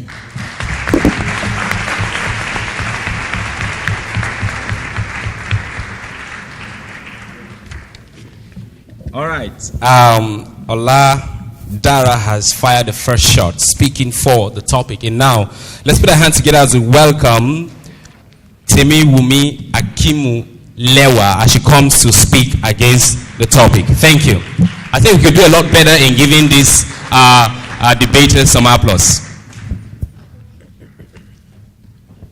Good afternoon, Chairman, judges, ladies and gentlemen. I am Temi Wumi Akimu Lewa from the University of Ibadan, and I will be speaking saying that tertiary education is the key necessary for fostering massive job creation in Nigeria. The fourth edition of the National Policy on Education, released in 2004, defines tertiary education as a form of education which happens after secondary school in a university, monotechnic, or polytechnic. It goes without saying that tertiary education is aimed at impacting knowledge and skills in a bid to produce intellectuals who are not only self-reliant but are also capable of innovation. Innovation, the key to massive job creation. It is the clear-cut difference between Fatima, who has learned how to make wara, local cheese from her grandmother, and Bola, a food technology graduate from the University of Ibadan, who runs a cheese production farm in Agbara with thousands of employees. Fatima has skills, one that puts food on her table, but because she lacks certain knowledge that can only be derived from a tertiary education, it becomes a Herculean task for Fatima to successfully manage a job creation platform such as a cheese production plant. Skills are necessary, but skills without the backing of a tertiary education will do very little in job creation. According to an article by All African Media, the top employers of labor in Nigeria are products of tertiary institutions, with Aliko Dangote topping the list, a product of Al-Azhar University, Egypt, with over 26,000 employees in Nigeria. It is obvious that the promotion of job creation requires the acquisition of a tertiary education which encompasses knowledge, skills, and innovation. My opponent has decided to capitalize on the various problems facing the tertiary education system. But when you have a cut on your finger, do you remove the finger and request a finger transplant? No! This is exactly what the federal government had in mind with the integration of entrepreneurship education into our tertiary school curriculums. Our youths are currently being trained in our universities to become wealth creators and job creators. This is the pathway to fostering massive job creation in Nigeria, and it is something that we have started, and it will work. Lastly, the skills my opponent so boldly advocates for has failed woefully in providing massive jobs. A very good example is what we see happening in our NYSC camps around the nation, where our youth corpers are taught various skills. But has it solved the unemployment problem? No! What we need is massive industrialization in Nigeria. Nigeria needs to stop importing goods by reviving the defunct industries in Nigeria. Think about how many jobs we could create if the textile and agricultural industries are revived. Think about it. The key to fostering massive job creation is industrialization. However, the industries will not survive on vocational skills. They will only survive on the technical skills that are products of a tertiary education. I do not agree more with Nelson Mandela when he said that education is the most powerful agent of change. And this change, I make bold to say, is the introduction of educational reforms that will improve the quality of our graduates and will make them change their thinking, causing a paradigm shift. Our graduates begin to think as wealth creators through job creation. This change means that Nigeria is on a golden path to fostering job creation through tertiary education. Thank you.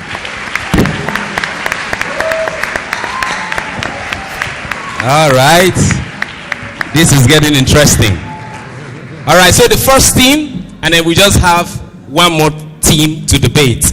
Let's welcome our two debaters, Elizabeth and Abigail, as they come forward. Their topic is, our judges are already scoring, looking at different factors in the debate of the two debaters that just debated now. And so the next topic is renewable energy and not hydro/thermal power plants is the key to electricity sufficiency in Nigeria. We have two debaters that are going to be taking this head on. Elizabeth is speaking for, and then Abigail Nwangu is speaking against. Let's welcome Elizabeth as she comes to make her case. I think we can do a lot better.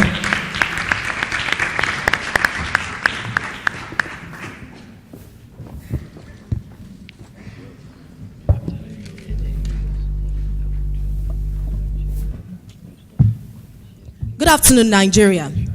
What do we have to show for 55 years dependence on hydrothermal power plants? Radical decrease in electricity supply, geometric increase in power bills, over 120 million Nigerians literally in the dark, and now I fear that power might go off as I speak. However, shall we look upon our failure as the correction for our failure? The answer is no. Therefore, I affirm that renewable energy is the key to electricity sufficiency in Nigeria. Electropedia defines renewable energy as energy derived from sources that can be replenished on a human time scale, like sun or wind. It uses solar panels or arrays to gain ultraviolet rays from the sun or wind turbines, converting kinetic to electrical energy. A hydrothermal power plant is one where water or gas is mechanically harnessed to ignite electricity. For example, Kainji Dam. And sufficiency is the quality of being good enough. But good is too good a word to describe Nigeria's power system. Our power system has become a dark, dangerous dungeon deserving direction. And renewable energy is the key to that direction. Renewable energy enjoys worldwide acceptance. For at least 30 nations have renewable energy producing over 30% of their electricity supply. World Energy Outlook 2015 projects that the United States, China, Denmark, and India would have achieved 100% use of renewable energy by the year 2050. Nigeria's potential topples this, as it is estimated that when 1% of Nigeria's land area is powered by about 5% efficiency of solar technology, the output will be about 400,000 megawatts, which is projected to be enough for Nigeria over the next 14 years. Now imagine a slight increase in that efficiency and 3 times that output. That will be goodbye to our up-NEPA syndrome and hello to progress. Renewable energy is the key to electricity sufficiency because it is decentralized, it is cost-effective, it is readily available, and of course, it is renewable. First, our first speaker of today mentioned that a pillar to the third industrial generation is distributed energy regime. And with renewable energy, distributed and modular systems over a wide geographical area, a severe weather storm in one area does not cut out power of the entire region. For instance, renewable energy projects in Northeast America survived Hurricane Sandy in 2012 with minimal disruption. In contrast, the overflow of Kainji and Jeba dams in 2012 maimed electricity supply across 6 states for over a month. This makes renewable energy the better deal in times of contingency, as we will not have all our eggs in one basket. Furthermore, thanks to the Union of Concerned Scientists who predicted in 2014, as they revealed, that once built, renewable energy operates on 25% lower cost, making prices stable over time. Ladies and gentlemen, there will be less pressure on fuel, and less pressure on fuel means that there will be price reduction, causing more cash flow and financial availability to sustain renewable energy. Also, it is important that we begin to harness our intense sunlight in Nigeria. For if nations of the world now stand shoulders at par with us on fuel, they will definitely crawl behind us on sunshine. Reporter Charles Okpara Ndudu in This Day newspaper, March 15, 2015, stated that Borno, Cross River, and the Federal Capital Territory alone can produce 16.83 kilowatt hours per meter square per day electricity only by sunshine. Now imagine sunshine from all 36 states and wind power from 36 states. Time up. Rather than exporting our wealth, we can now begin to export electricity if we so desire. Finally, I must say that renewable energy, though it seems so big, my friend always says, little by little, a little becomes a lot. Nigeria, let us renew our energy in renewable energy. Thank you.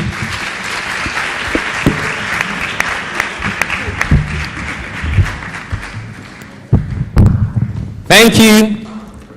The last speaker for today on this debate is Abigail Uwango. He's coming to speak for hydro-thermal power plants as the key to electricity sufficiency in Nigeria. I think she deserves an applause.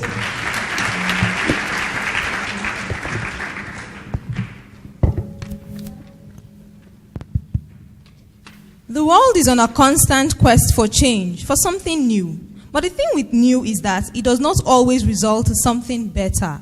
For many years, Nigeria has gotten its electricity from hydrothermal power plants. However, there is a new kid on the block: renewable energy. And it has been fallaciously portrayed to the world as a better means of generating electricity. However, I stand here to urge the crowd, the audience, to look beyond this facade and see that hydrothermal power plants has always been, and still is, the best means of generating electricity in the country. How did I arrive at this conclusion? I'll take this topic from the top.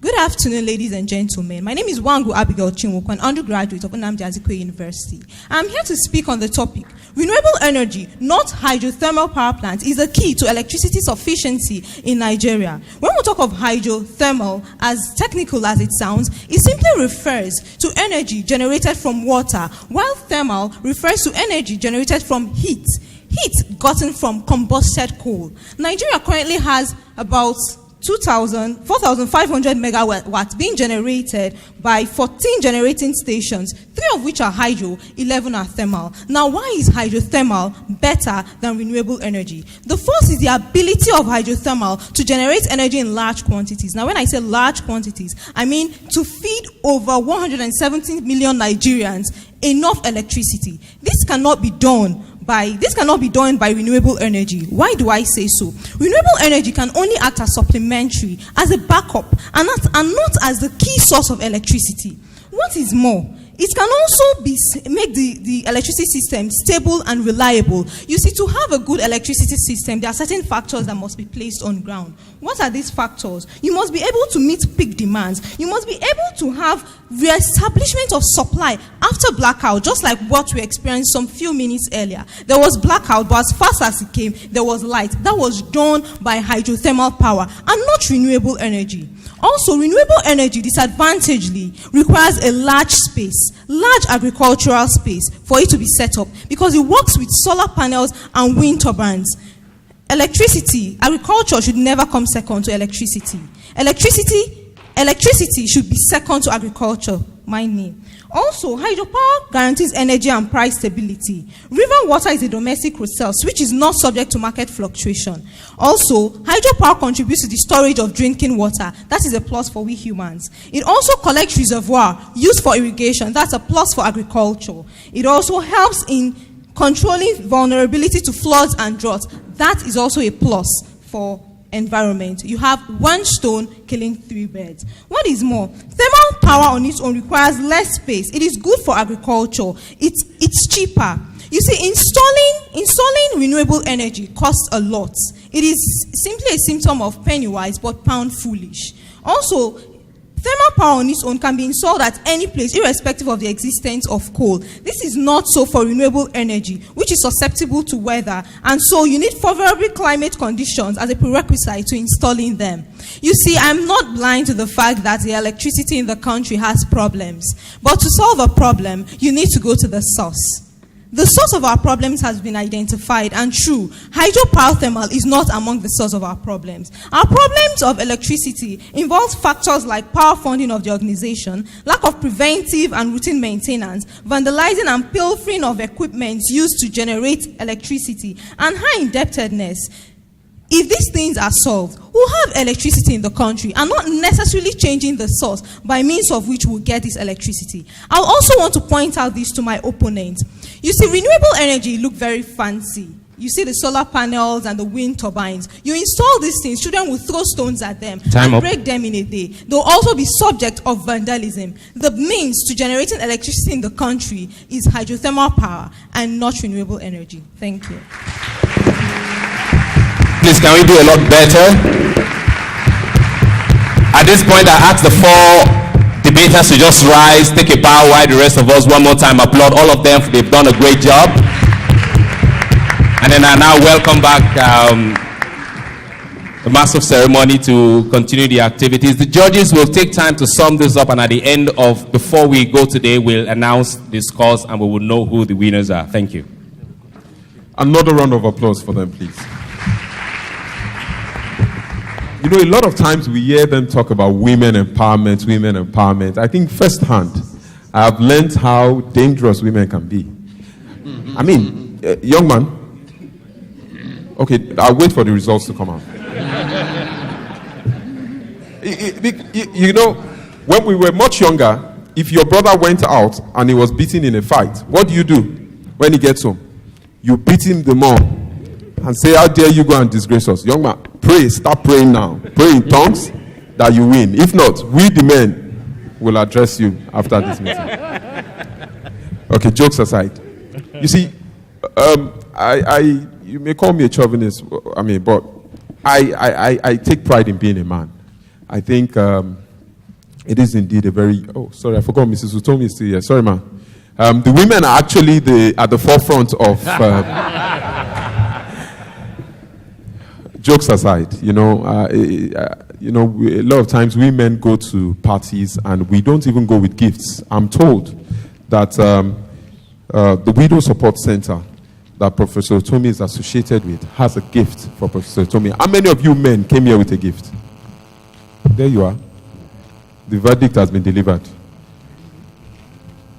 Tomorrow is the birthday. The chairman. You see, this is why education before was better than now. Did you see the way the chairman skillfully defended women? Thank you very much, sir. Please. Okay, we're waiting for you, ma. We also have a gentleman trying to defend the male position. Dominion Judah, the founder of Africa Arise Leadership Center and YGLC, Young Global Leaders Connect. He's also here to present a gift.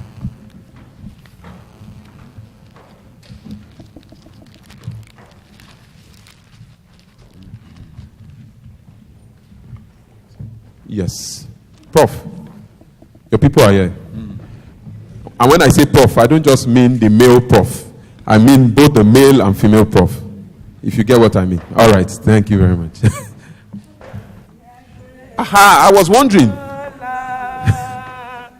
We are grateful, oh Lord, for for all you have done for us. Hallelujah. We are grateful, oh Lord. We are grateful, oh Lord. We are grateful, oh Lord, for all you have done for us. Hallelujah, we are grateful, oh Lord. Daddy, we thank you for all you have been doing for we, Widows Support Center, and our children. We just come to take this to thank you. Happy God will guide and protect you and your family in Jesus' name. Amen. You know, Prof, please don't go to your seat. There's a gentleman here to present a gift also. All right, very quickly, please. I'm not allowing you to sing. All right.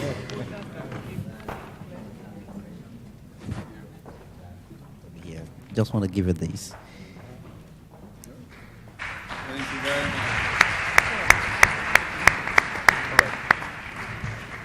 Thank you very much. Thank you very much.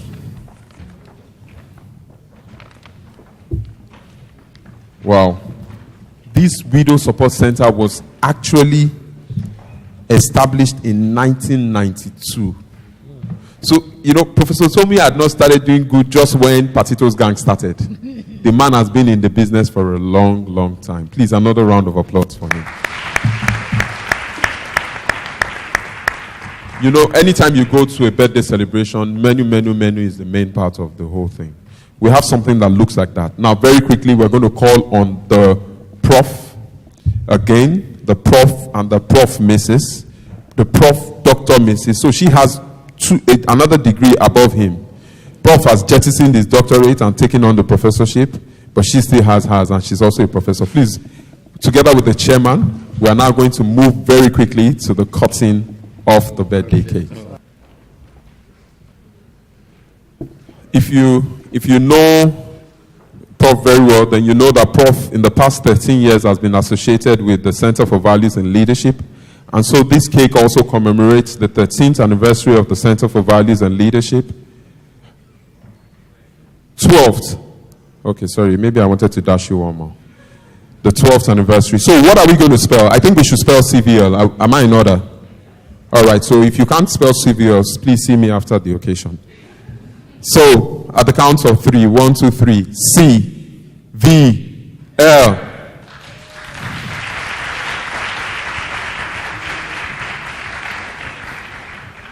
Thank you very much. Please, you may return to your seats. Okay. Please, Patrick Jr., forgive me. Where's this Yoma? Where's Claire? Come on, Claire. All right, please join your folks very quickly. Let's take some shots.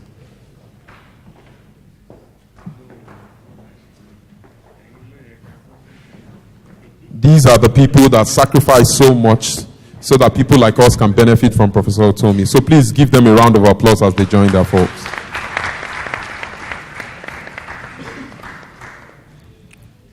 Paparazzis, where are you?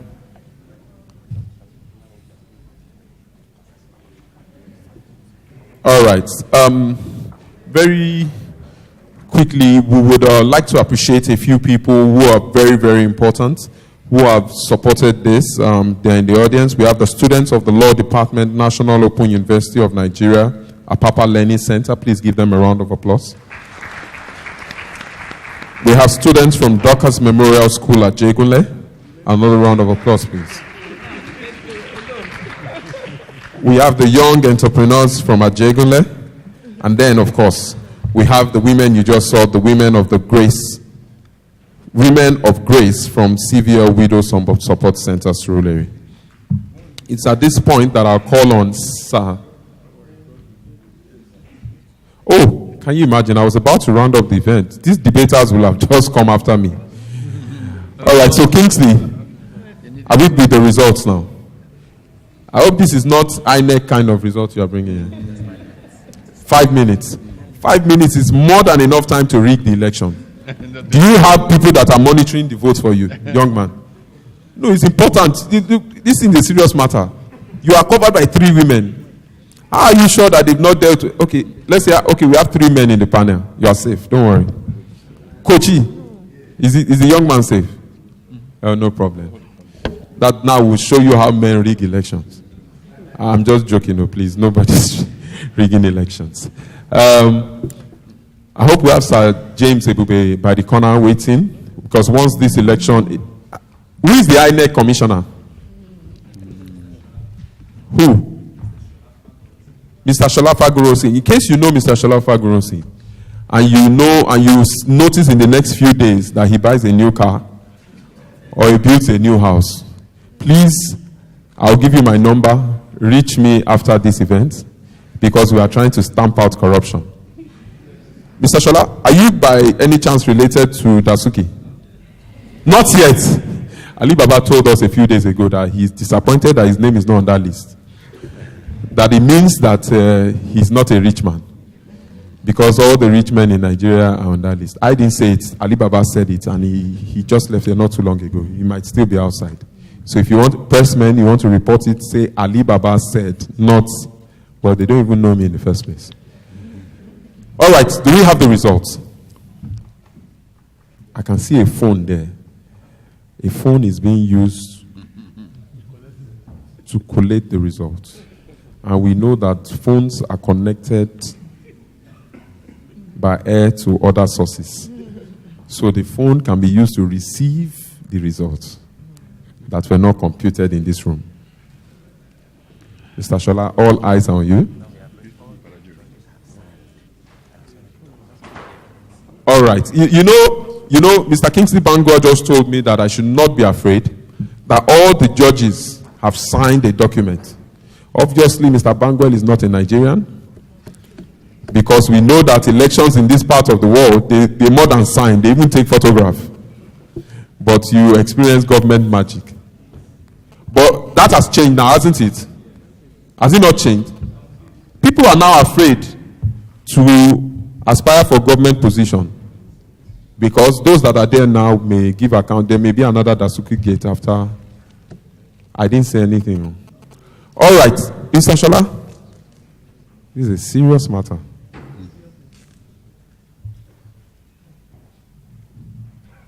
Wow. I think they need to come and hire these people for INEC. They are so thorough, serious calculations going on there. I was going to say something, but I just got a serious warning that I dare not go in that direction. And the warning came from the PA to the celebrant. You know, when the vice president was here, he had his security details behind him. And when you want to know the PA to the celebrant, just look at where his security details were sitting. And you will see that Lady Claire is indeed the PA to both parents. And you know, I'm sure she thought, why are these people sitting on my seat? So the moment they left, she went to take her rightful place. Please join me in recognizing Lady Claire Utomi. If you've had the privilege of visiting the Utomi residence, you know she's not as quiet as she's pretending to be. Claire is, she's the last born, but indeed, you could miss her for the firstborn. She takes charge.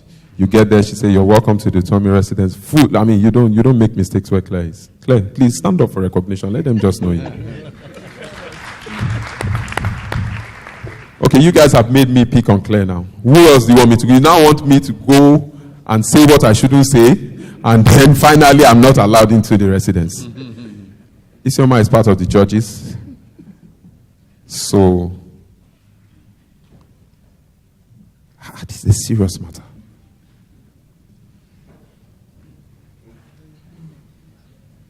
Oh, finally. Please give them a round of applause.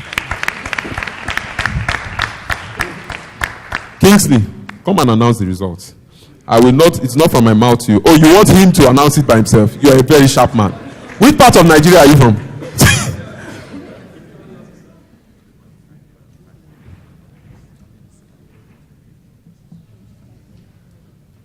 Sir, let me hold another mic. I must counter anything you do in this space. All right, good afternoon, everyone. Thank you so much for your time. To the debaters, I want to say congratulations. Thank you for showing us that young people in Nigeria can still engage with, public issues and, make a good deal of it. So we actually have, for this first set of debaters that came forward to actually debate, they were actually, vying for the third position. While for the, the last set of debaters, they were going in for the first and second position. So I'll start with that first set of debates. That's, I'm looking at who actually came out third and fourth. So for the fourth position, we have Oluwadara Olani. A round of applause for him, please. He actually scored 74.75. Oluwadara Olani scored 74.75 after, we actually had the cumulative from all the judges. And of course, the third position had 83.75. That's Temiwumi Akinmuleya. Please, a round of applause for her. Can we applaud her? Thank you so much for lighting up the stage. Thank you so much for the argument, and we hope that we get to see more of you, in years to come. Can we get them to stand up to know who is who? Sure. Who is who? Great. Who is who? Okay.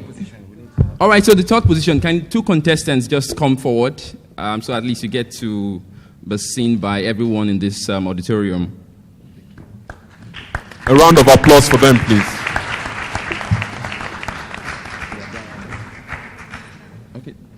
So please stay to my right and this is to my left.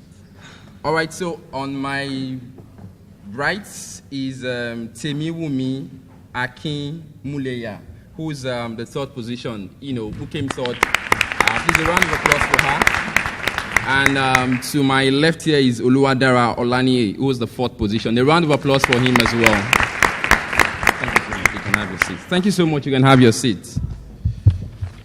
All right, so the very one we've all been waiting for. So who emerged first and who emerged second? For the first speaker, Elizabeth Nwazi, at the end of the day, we had a cumulative score of 328, and of course, the average score was 82 for Elizabeth Nwazi. A round of applause for her. And for the second speaker, Nwangu Abigail, cumulatively from the four judges, we had 314 points and an average of 78.5. Can I have both of them off stage?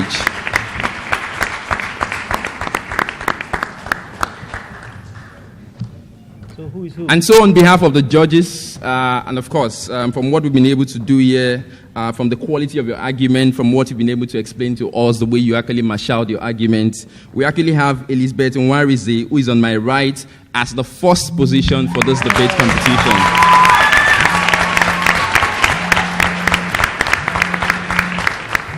And so Elizabeth goes home, today with 750,000 in form of educational support from, of course, the celebrants of this occasion.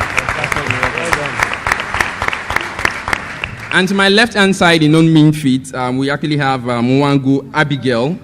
She's second position, and she's going to be supported with the sum of 500,000 naira in form of educational scholarship. A round of applause for them. And so, ladies and gentlemen, this is where I get to exit the stage. Thank you so much for your attention and for your cooperation. All right, and I'll do that. That announcement? Yes. It's my privilege because, we were going to riot. And so when I got this information, I needed to come and do it myself. So I told you guys she was the PA. Please join me in welcoming the PA. She has an announcement. Oh, sorry. Sorry. Okay, well, hello. Good evening, everybody. Since they have already exposed the fact that I'm not as quiet as you may think I am, I decided I should give this announcement myself. Unknown to you before, the fourth winner will be getting a prize of 50,000 naira. So, Oluwadara will be also getting a reward of 50,000 naira, and our third place, the original 150. Yeah. Please, a round of applause. Okay, Kingsley is asking me to interpret what Claire said. Now, Kingsley, if you are asking me to interpret, what if Patrick should now come and speak? Patrick, will you like to say something to the audience? From those few points of Patrick, I'm sure you are convinced that it's not a good idea for me to interpret what Lady Claire said. If you have not understood what she said, then kindly see us after the... At this point, it is my privilege to invite, someone said I should remember to put the Sir James Ebube, to take the vote of thanks.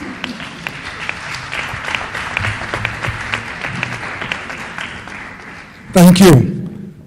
Good evening, ladies and gentlemen. I'm honored to be given this opportunity to give the vote of thanks.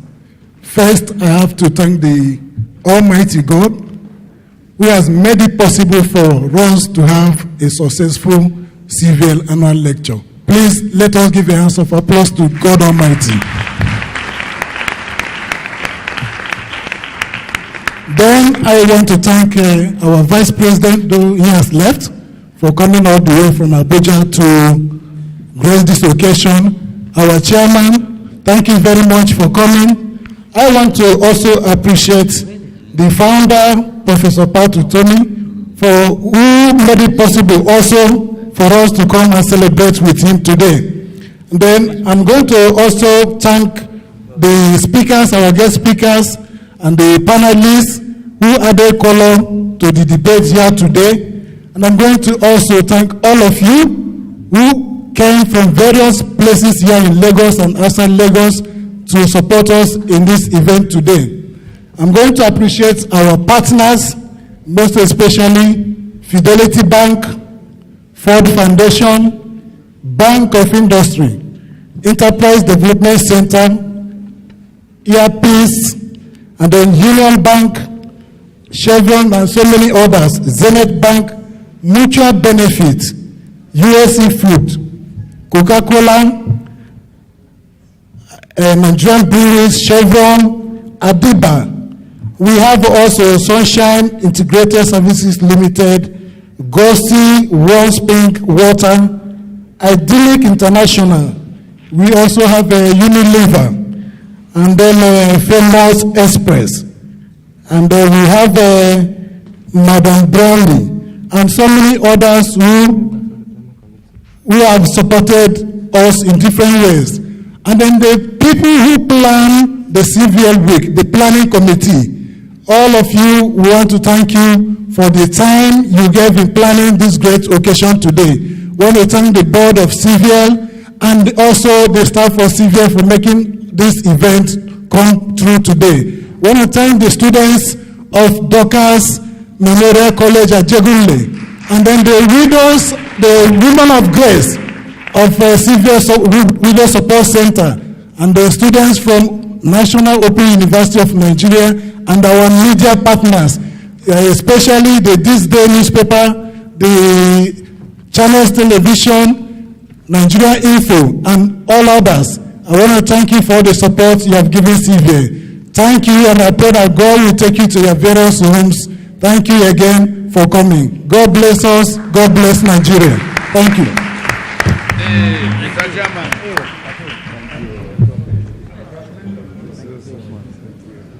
Thanks for all the cake and really do. You help us to celebrate. Yes.